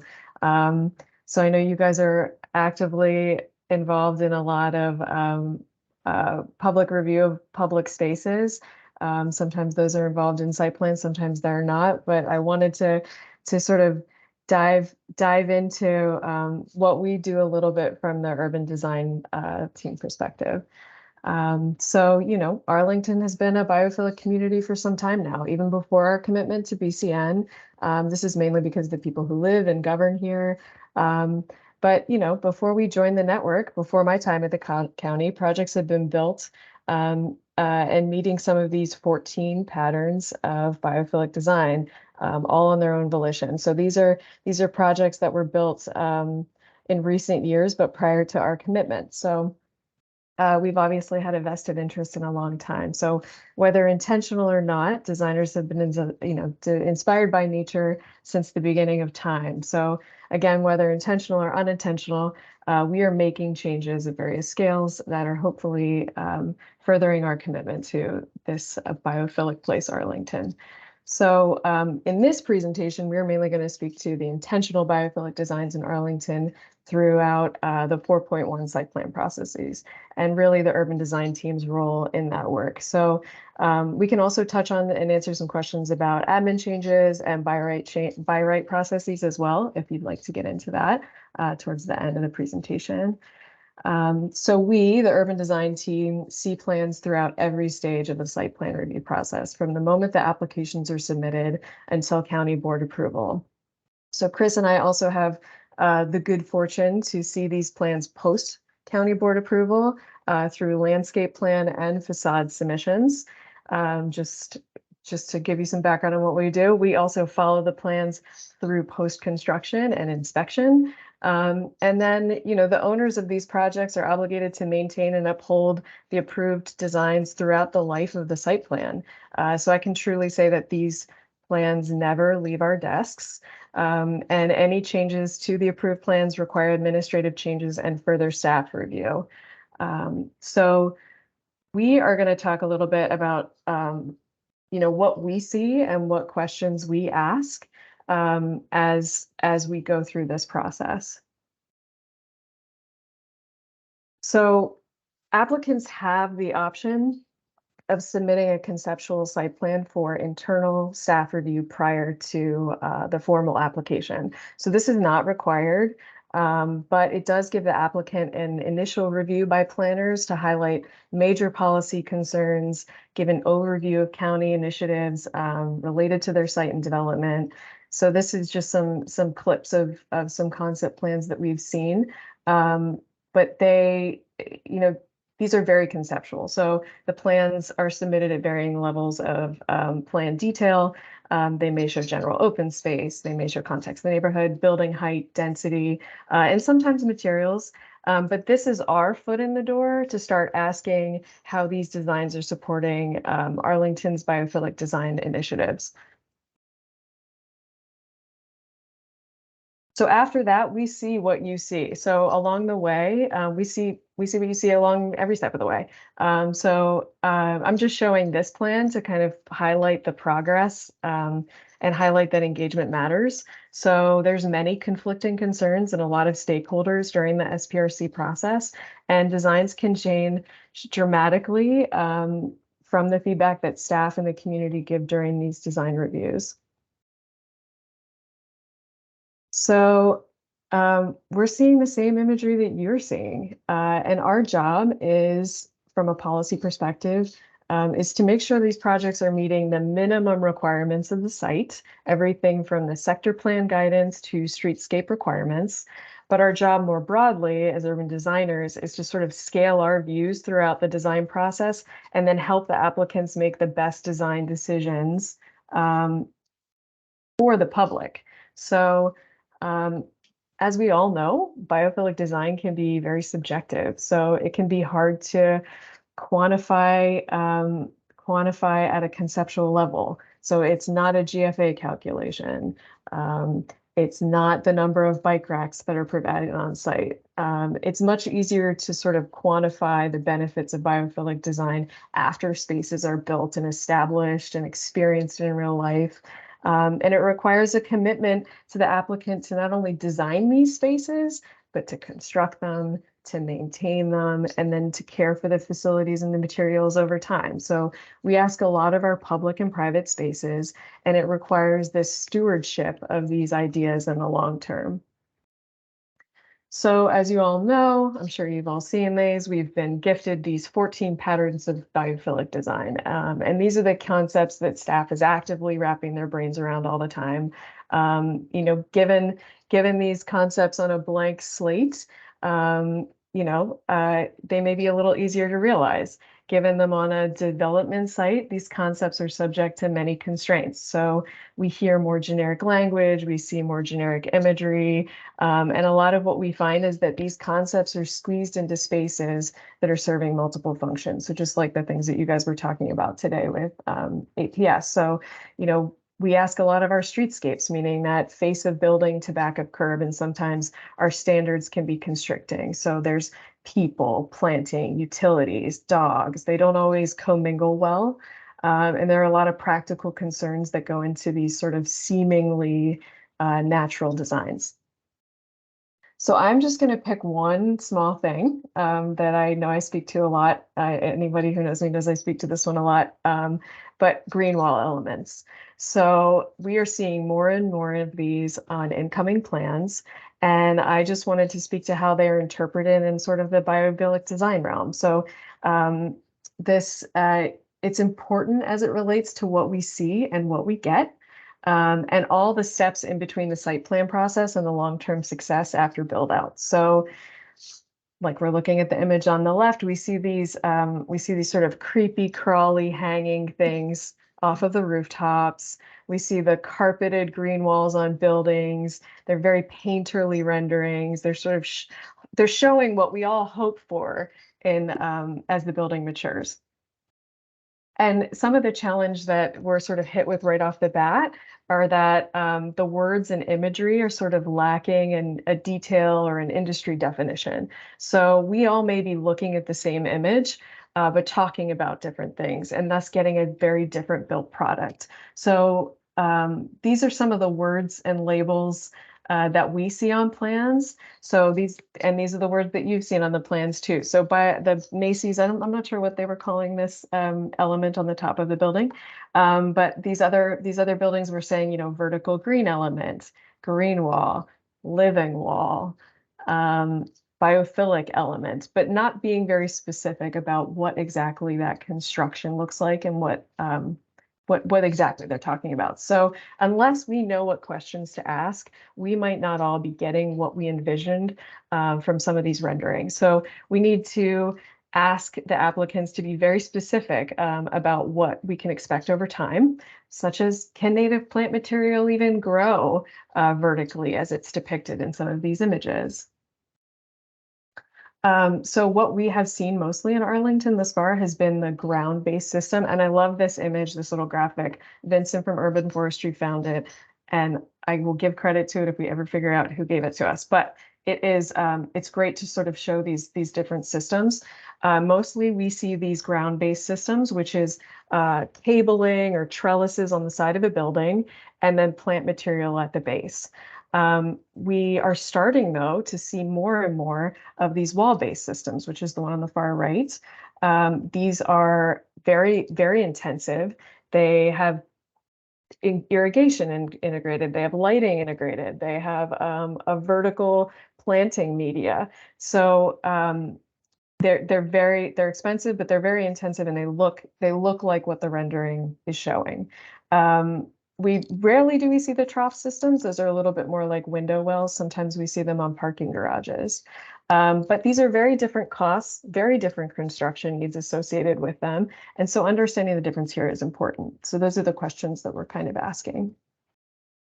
So yeah, you may think that you're getting the image on the left, and you may be getting the image on the right. So there are always, what I like to say is there's always finer grained details that we get into post 4.1 approval. We are looking at civil plans, landscape plans, facade reviews, where we're really, really getting into how these things are construction. But we have a responsibility to ask what infrastructure is needed to achieve what's in these renderings. Whether that's soil volume, irrigation, the orientation to the sun, proximity to utilities. And I know you guys are all asking these questions because I heard them all tonight too. So these are all the details that may not be designed yet, but if we're asking for them and we're putting them on the radar, we know that they're going to be designed accordingly. Chris is going to speak to some building materials. Yeah, and I think what we're seeing is that the marketplace is already starting to deliver some these biophilic elements, and just to sort of take you from left to right, while the focus is on bird-friendly glass, I think it's also part of sort of the biophilic scope. And the far left image is from the Aquatic Center. The one right next to that is from the Springs, an affordable housing project. And finally, the one at the bottom is actually a fritted glass that APS used at the Education Center. So in that case, it's actually serving two purposes. It's helping to reduce the energy production, as well as providing that patterning that birds need. And in terms of some of the other elements that we seek in terms of biophilic response, we're seeing a lot of analogs, and the picture in the bottom there, just below the word analog, is actually from from your space there. There'll be some more of this type of glass. But Lynn Myers was hired as she did the public art pieces that introduces this frosted glass, and it's all referencing that. To the right of that, you'll see the newly poured bridge at West Glebe Road Bridge that is connecting Alexandria and Arlington. So this was just poured in the last week. And the metaphor here is really picking up on the flow of water through the river and the bubbles that it generates over it as it hits the rocks. Just above that, the bridge design that we're working on for the Mount Vernon, again, Arlington Road Bridge is once again, and this one is inspired by the tails of a red-tailed hawk. The feathers. And as you can see in the drawing, the bottom half is actually this formed concrete, but the upper half will be a grill. So just really, opportunities where there are places where a lot of visibility to reconnect people, both sometimes literally, but also more figuratively. And finally, the image on the right, and Laura's going to talk a little bit more about this project. We're starting to see where the developers are, trying to create these spaces for their tenants. And we're really excited to see some of these examples because I think they represent how, even in an urban environment, we're really trying to make that connection to nature and recognizing that both from its economic and environmental benefits, but also, just human quality benefits. Next slide. So one thing I did want to feature, as Laura mentioned, we do these inspections, and we recently, actually, I think Laura probably made 7 or 8 trips to the Amazon HQ2 project at Metropolitan Park. But you'll start to see that the corporate America is really starting to embrace this. The image in the middle is actually on an upper level floor. I think it's like the 13th or 14th floor. And what they're doing is they're putting plants that are native to the Shenandoahs because they operate well at this high wind, sort of high elevation exposed environment. So creating those types of spaces and places is becoming part of creating a sense of opportunities for talk or meetings or reflection. And then they're even introducing it, as you see in the upper right image, these are benches in the lobby area that will ultimately house plants, taking on these organic anthropomorphic forms. And then, of course, in the center and the bottom, this is sort of the early stages of the transformation of Met Park, which is probably one of the most biophilically designed spaces I've ever seen, and really look forward to experiencing that in the coming years. So I'm going to turn it back over to Laura to sort of talk through one of the examples we just mentioned. Yes, so I'm gonna actually go a little bit in reverse. So this is the SUR, and if you haven't been down there, I definitely encourage it. There's a lot of great furnishings and elements there that are using warm natural products. So this is an interesting one because it was a little bit outside of the 4.1 process. So this actually came into us in 2020 as an administrative change to the original approved design in 2007. So why I kind of wanted to speak to this is that this is what, and this is might be a little hard to see, but this is what the applicant could have built. It's sort of, it's not very illustrative. I wasn't here in 2007. I don't know what the process looked like, but it's showing, some of the plans are showing trees in containers. There's not a lot of detail on what they're providing, but on their own volition, so they could have very well built this, but on their own volition, they came in with an administrative change to really up the ante, right? Like they're doing something better for the public. They're doing something better for their tenants, like Chris had said. So this is a really interesting project. They are using these intensive green walls underneath the breezeway here and outside in their front entrance. And they look great in winter too, just a note. So, what can we be asking that helps us realize these 14 patterns of design in construction in the 4.1 process? How can we interpret these big concepts on papers? This is kind of what we grapple with to try to get that biophilia from out here to sort of built and tangible. And these are just some ideas that kind of go through my mind every day when I'm reviewing plans. So, this visual connection, non-visual connection to nature, you guys had already brought up in the APS project, the using rooftops. So some of the questions that we can ask early on in the 4.1 process is soil volume. So maybe we don't know what the plants are yet. Maybe we don't know how the space is totally going to be occupied yet. But if we know that the space is on the second or third floor, maybe we can ask for more infrastructure to support more soil so that we can get more grasses, more pollinators, something else up there. Whereas if we get through the 4.1 process and we haven't really defined that structure is needed for that level of soil, then did we miss an opportunity? Because at that point, that cost could be through the roof to sort of accommodate that. So these are things that I'm sort of, grappling with from the design review and the 4.1. So these are some ideas. The idea of water feature is another one. We always want this presence of water, but we go back and forth with the health department on how we can make that a design element, not have it be accessible, have it be accessible, whatever that entails. Also a cost related to that. And what does it look like in the winter time? So is it biophilic in the winter when the water's not running? So these are just some questions and ideas that we have.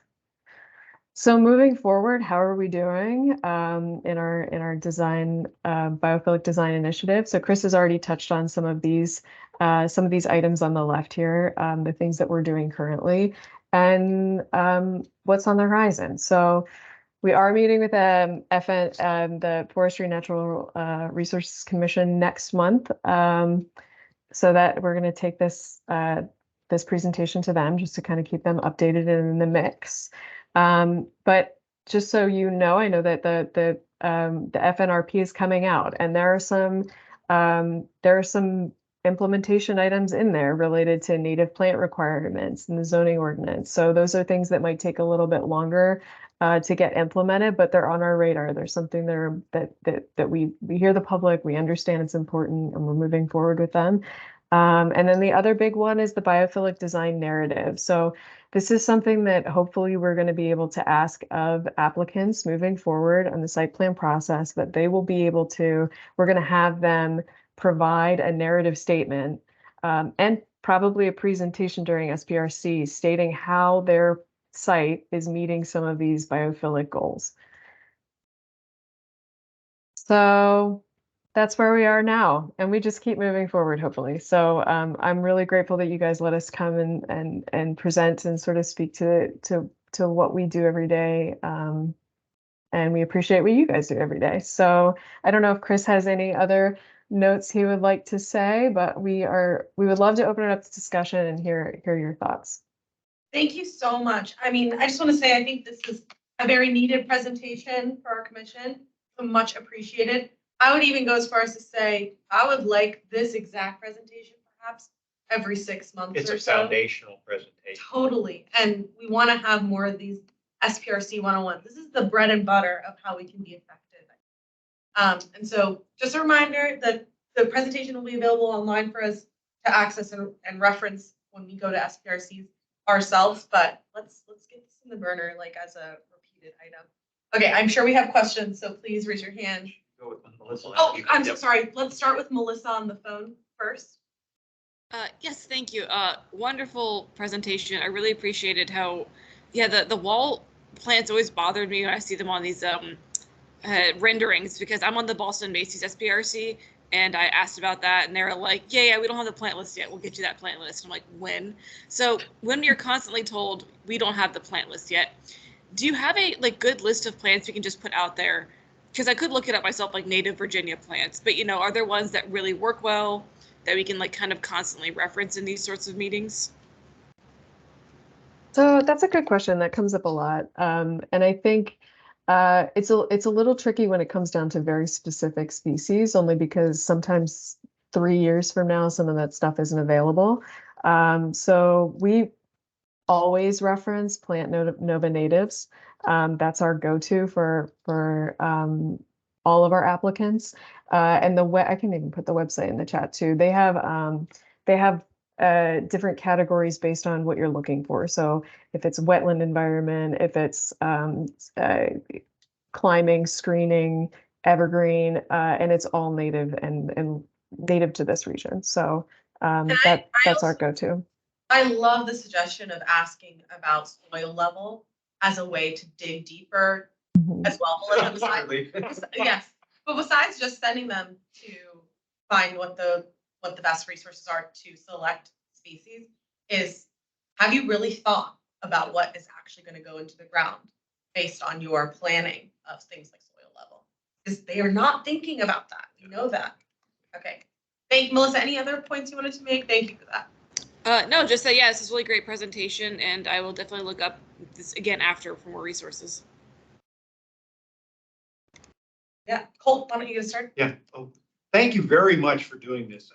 We are quite challenged with securing as much green space as we can in Arlington, and we're not making any new ground in Arlington. And the only way we're going to get it is through site development plans and the plan reviews.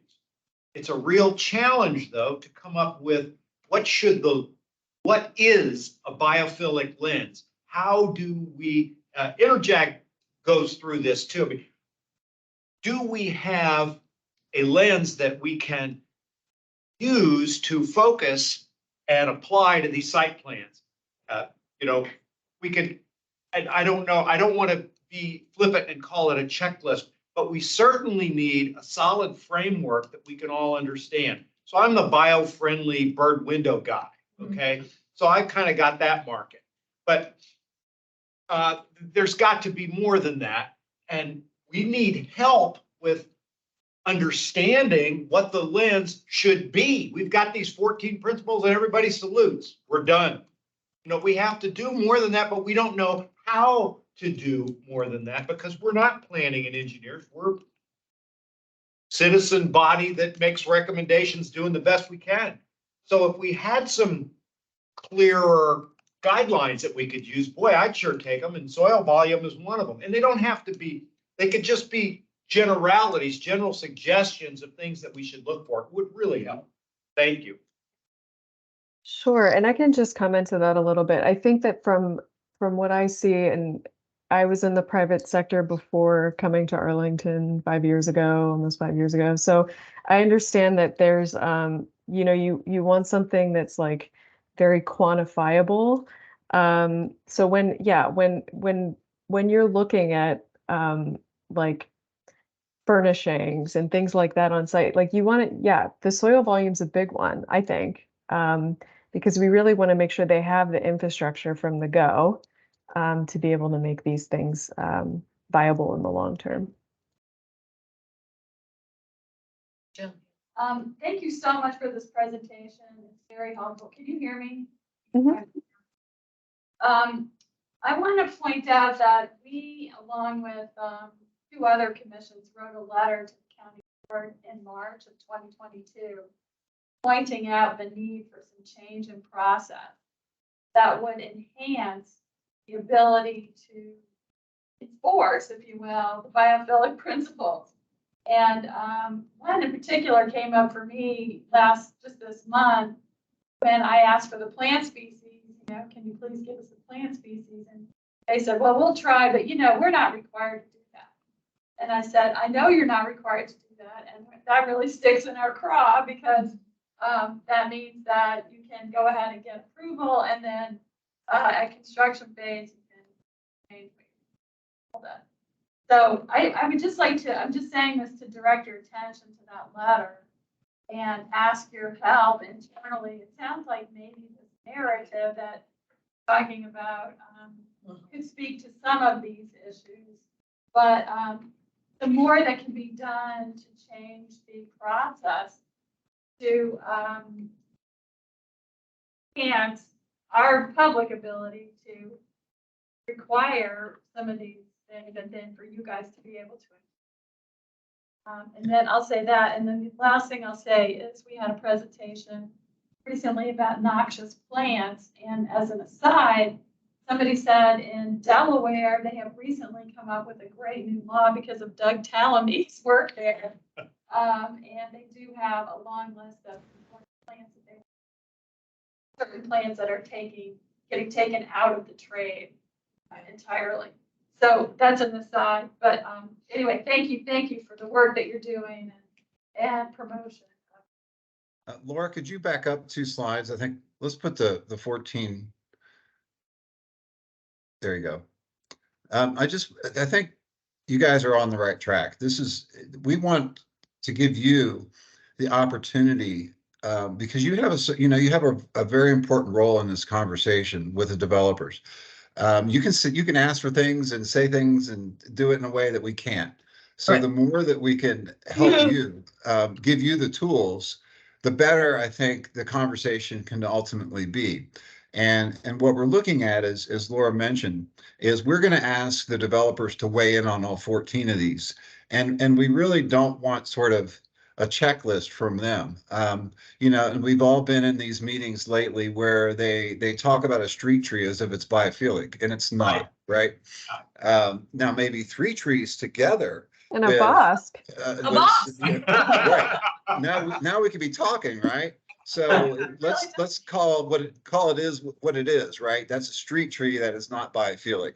But I think using this list, so they can start with that and have that conversation. And as the plan evolves, they start to refine where they are going to do it and why. And I think the stronger that connection.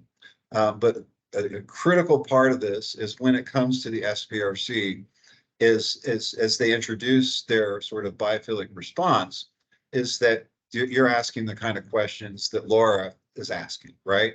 And that we really drill down, because it's not that we're cynical, maybe, but this is a transaction for them, right?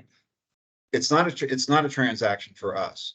So we're coming at it from different places, and they're obviously they see the trends. They see that their future residents would love to be more in nature, so they're responding to the marketplace. But oftentimes they're just responding with a pretty drawing, and it's not enough. And so that's where really that due diligence that we together with the community need to do to make sure that they deliver, or they just take them off the drawings. And we've had some projects where we said, are you really going to plant balconies with plants? Well, it's apartments, we can't maintain it. Then stop showing them to the public, because it's not representative of how that building will be. But on the positive note, as I said earlier, we're already seeing the marketplace to respond. And Arlington is in a great position to really press forward, but it's going to take your support. So I wanted to ask the folks in the room, what are the things that you were thinking that we maybe didn't ask, that we could be asking, or that you could be asking? Any thoughts from the group about how you could assist in this conversation? Yeah, go ahead. Well, I have questions too. Yeah. Start off with this one. We can go back to your questions too. Yeah. I mean, something, so I live in the Clarendon Courthouse neighborhood. I live in a multifamily building. I've been in all of these SPRC meetings for all the developments around here, as well as the LRPC meetings for special flood studies and all of that. And approaching those conversations as a member of the PRC as much as a resident in this neighborhood who does not have a yard, does not have access to recreational space, and thinking about, what does biophilia mean for me as a fairly representative member of the growing demographic in Arlington, right? Residents. And, there's a difference between, oh, it's pretty, there was a meeting recently where someone's like, oh, there was a lawn. And someone's like, well, that's biophilic. And it's like, no, it's not. It's green and it's plants. It's not biophilic, right? So thinking about the ways that like biophilia can exist, but also be something that pedestrians, cyclists, and people running errands can engage with it. Whether that's a sensory experience by touching or smelling, or, edible biophilic design is like my goal, like fruit trees and stuff. I know that that's an implementation nightmare, but like things of that nature, I think is like the real platinum standard for me as a resident in this community. But more so just to echo what everyone else here has said is I think citizens feel like we need resources to be able to advocate for these things. If Arlington doesn't have like standardized design guidelines, it's circumstantial and based on neighborhood. And I think that's something a lot of people struggle with coming to these conversations of like, well, what is the standard that's been set by other projects? What is supported by architectural best practice? Like as citizens, we don't necessarily know. And it's hard to find that information because it's in this sector plan in like one paragraph and this site plan from 10 years ago. And so it's like hard to piece all of that together. And to add to all that, over the place. Yeah, we'll go back to your other questions, but I think to add to like requests that we have, I think one thing that's come up a lot this year is understanding how we can be a voice in advocating for trade-offs between different solutions. So you provided a great example when it comes to on-building trellises or whatever we want to call them, wall gardens. But we also see it when it comes to permeable, impermeable surfaces. We also see it when it comes to things like field use versus open public space. There's all kinds of trade-offs that like we just can't be informed enough to talk about it at SPRC meetings. So like adding that to a robust design language is what guidance is. Anyone else on feedback on what else we need for, I'm gonna kick it back to Sarah for other questions. Sarah, kick it. Yeah, I think like, and you spoke about this, the biggest frustration, I've been through several SPRC processes now, I feel is the public involvement ends when the 4.1 plans are approved. Yeah. And there is not a lot of space for engagement in that project moving forward unless you're a member of that civic association or a resident of that building. And it really struck me, the Clarendon Commons, the outdoor mall, they recently redeveloped their public space. And like that came to us as SPRC, and it wasn't an SPRC process, but being able to provide the feedback of like, oh, well, this part isn't working, and we can tell you that, and you can change that moving forward, and you incorporate that into the redesign, and then see that happen. Like, it would be great to have that type of space also for other types of developments that are privately maintained.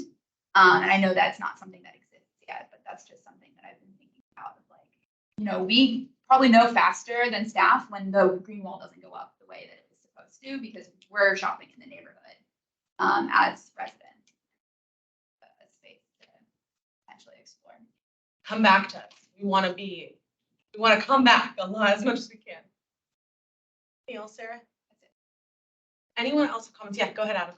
Yeah, so I mean, this whole discussion reminds me of like food, how language is used to make things seem like they're different than what they are. And it's basically greenwashing. What we're talking about here is preventing greenwashing from happening on these site plans. And one thing I was wondering is are you also looking to, I hate to use the word force, but require maybe developers to have a standard language that they should be using, that they shouldn't be calling things, something unless it actually is, or just making sure that there's a common language that when you see something, it means something as opposed to mean something else. So that's my first question. Maybe you can respond to that first. Yeah, so I don't know that I can require a common language necessarily, but I always say the devil's in the details. It always is. And those are the things that we look at. So when I see that in a rendering, I immediately go to their plans, immediately go to their facade rendering and make sure that they're actually showing how it's going to be implemented. And if they're not, then that's my first comment. Is this a vertical system? Is it a green wall system? So those are the words that I use. And again, they're different from everybody else's, but is it a green wall system, meaning it's functioning as a system on its own? Or is it a cut in the ground, maybe 6 inches of soil and a trellis? And that's like directly how we ask. So I think that's part of staff, as what we do is look at all of those details when we see the renderings and make sure that that's whatever they mean is what you guys are seeing. So, And I think too, Laura, that, the Harris Teeter on North Glebe was a classic example. They showed it on the elevation, and then we looked at the details. I'm like, it's AstroTurf. Yes. I'm like texting Laura. I'm like, it's not even, it's plastic, right? So we asked them, it's like, do you realize that this is not, when we went to the SPRC and there was a lot of conversation about this green wall, and we're looking at these post 4.1 drawings, we're like, whoa, wait a minute. The community's expectation, and we can roll the tape, is that was going to be a living green wall. It was actually going to be natural. So they changed it. But we also, we don't want them to produce something that doesn't survive, right? So we'd almost rather them not put something in unless they're going to do it right.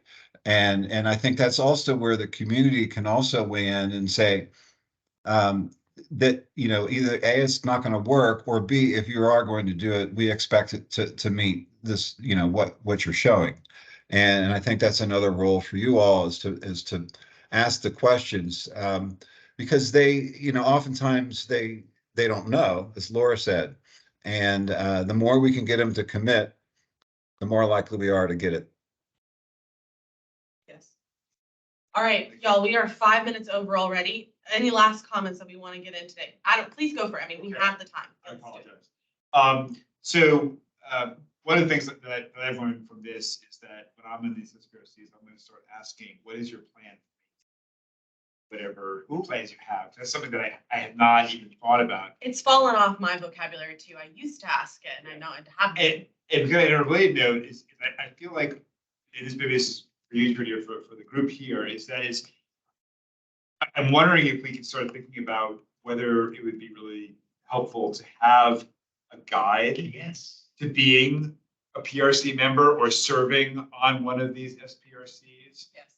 Because I found myself with the ARVA one that I was like, I'm not sure, what, things I should be asking for and like that. I mean, I know some things, but I would be more confident if I had some common language, some common things that I knew that. So yeah, with this as a primer, we're planning on our July meeting having an other business section focused directly on this, and I would propose that perhaps we use that time to have a live shared brainstorming document, and we start adding in that stuff. I think these 14 points make it in. I think we put in some questions that we would like to ask, some generic questions, and then we can add it, have it be a living document that isn't official. It is not going to anyone but the commissioners, that we can circulate and add to, create versions of for our uses here. And I think that's a good outcome. We were talking about this morning, so let's do that. Yeah, I happened to find out that E2C2 has some kind of list that they if you can get ask the developers, I think even before they have their first meeting. If you can get that, we can add it to ours. They were asking me after the meeting, could we jointly work on something about? I think a good proposal would be to get the input. Collaborate. Yeah, get inputs from others, and then we can share it with Energetic ultimately. Yeah. I would love that. Yes. Anything else for this discussion? Thank you guys so much for being on the call with me today. We really do appreciate it.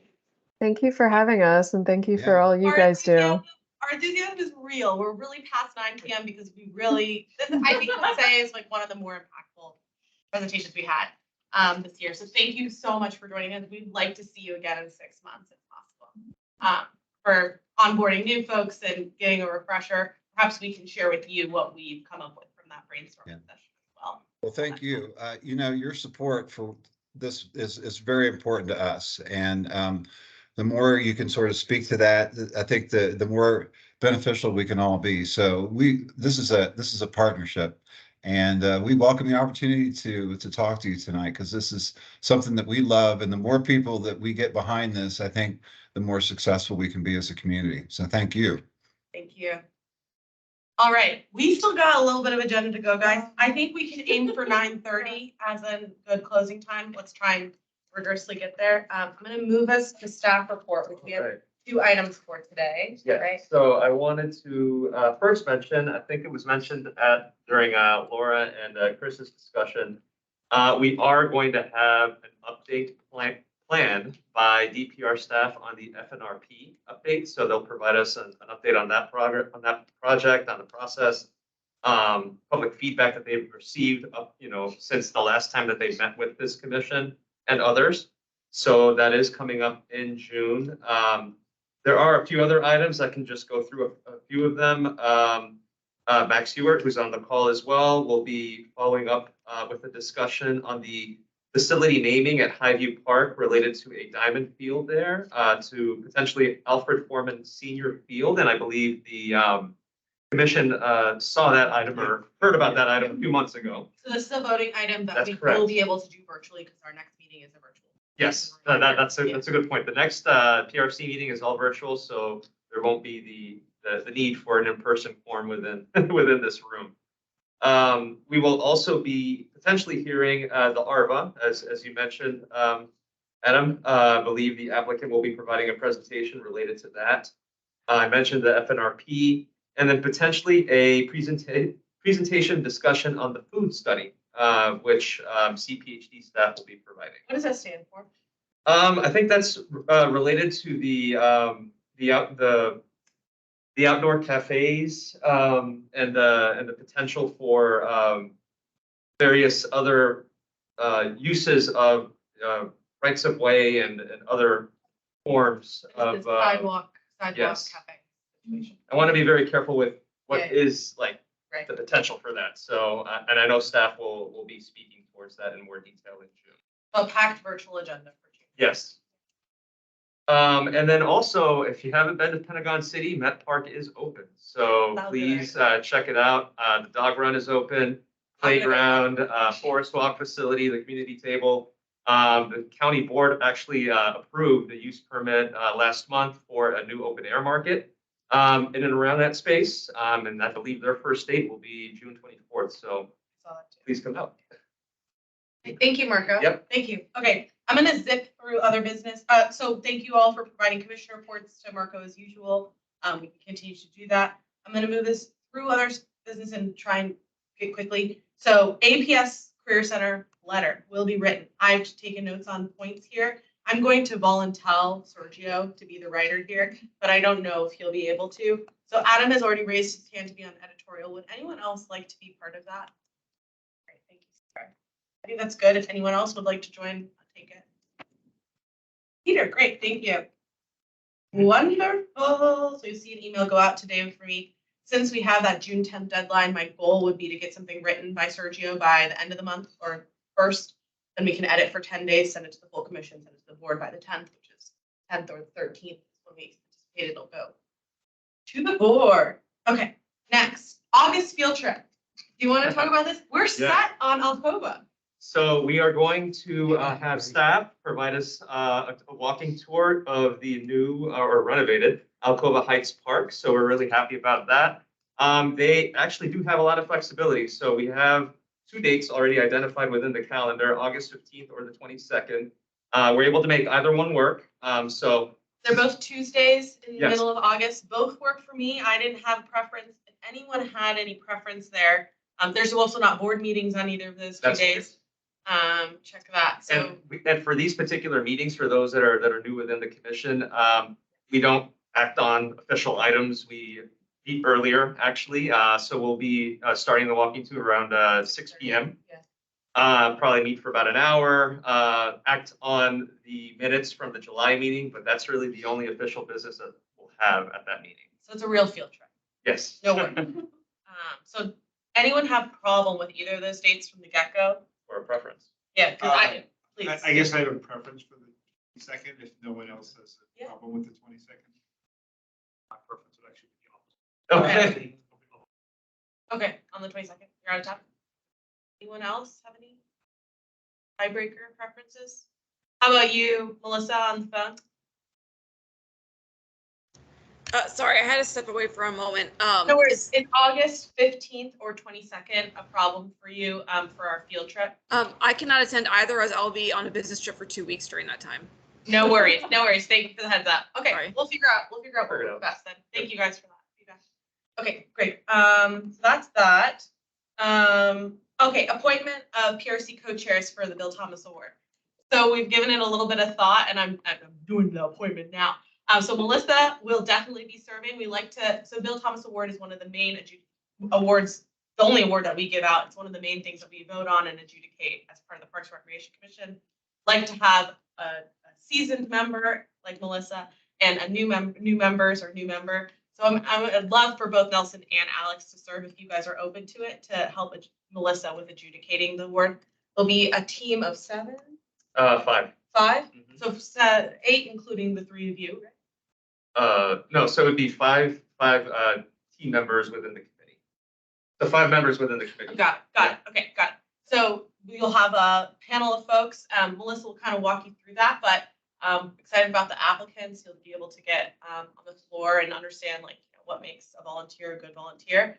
And the bigger news, even bigger news, is that this year we're going to be doing a big party to celebrate this year's winners, upcoming winners, as well as the winners from since 2020. We haven't been able to celebrate them.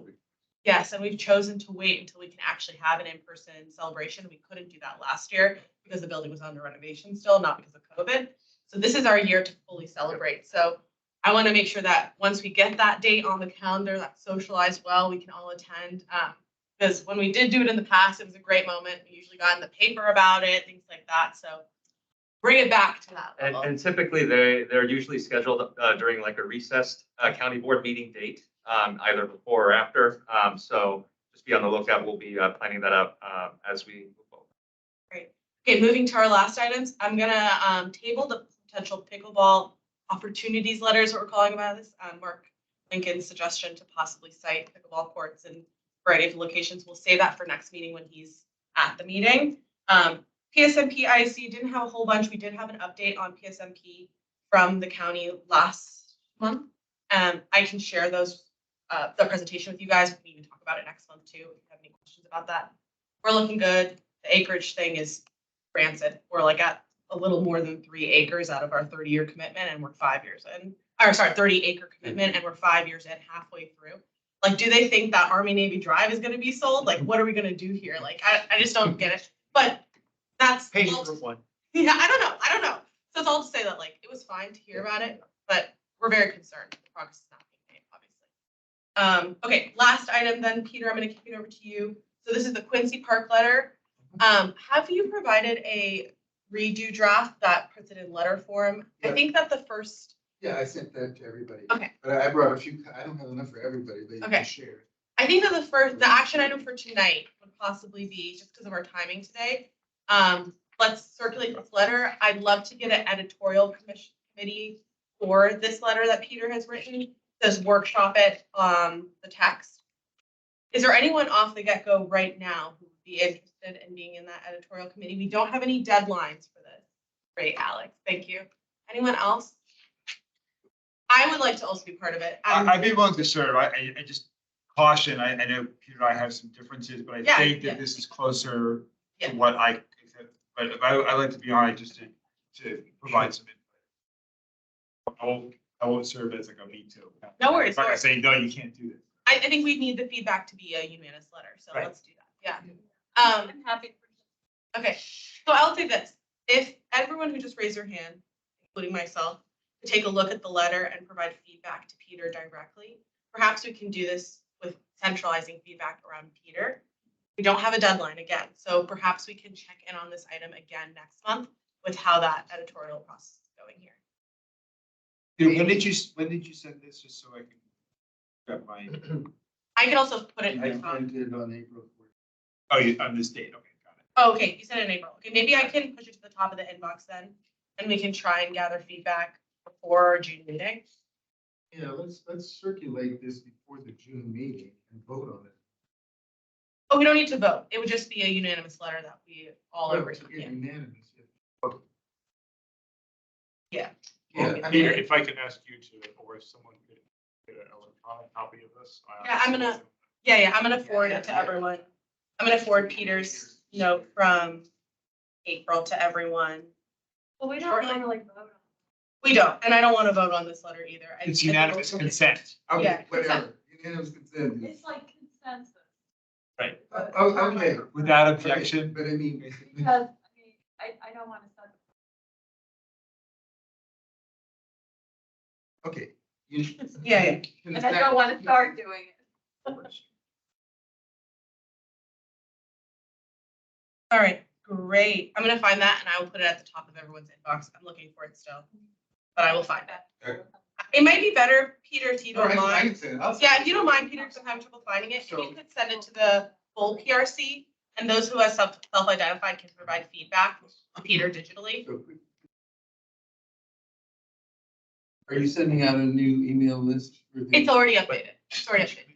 So if you use the On the PRC, webpage. Oh, just on here. Yes, if you use the So, PRC okay, member yeah, group yeah. email then it'll channel, give to everyone. If you could just Um, forward it to that, Peter, that would be great. Nelson Yeah, yeah, and yeah. Alex are already on it, so. Okay, Thank you, thank you. Yep. All right. Yes. okay, great. I have one quick item Yeah. of the business. This has to do with my, my email about the, last meeting. Yes, we talked about this at the beginning, actually. So go ahead. Yeah, I'm yeah. sorry. Yeah, no, you're fine. I missed it. So I did read through the rules and I think that I just didn't notice some of the language. It was because of the last meeting that I was focused and I saw that. I think that the word hybrid meeting is problematic. And I don't see anywhere in that language it talks about a hybrid meeting. I think, what it is, it's an in-person meeting that we allow guests to show up. Yes.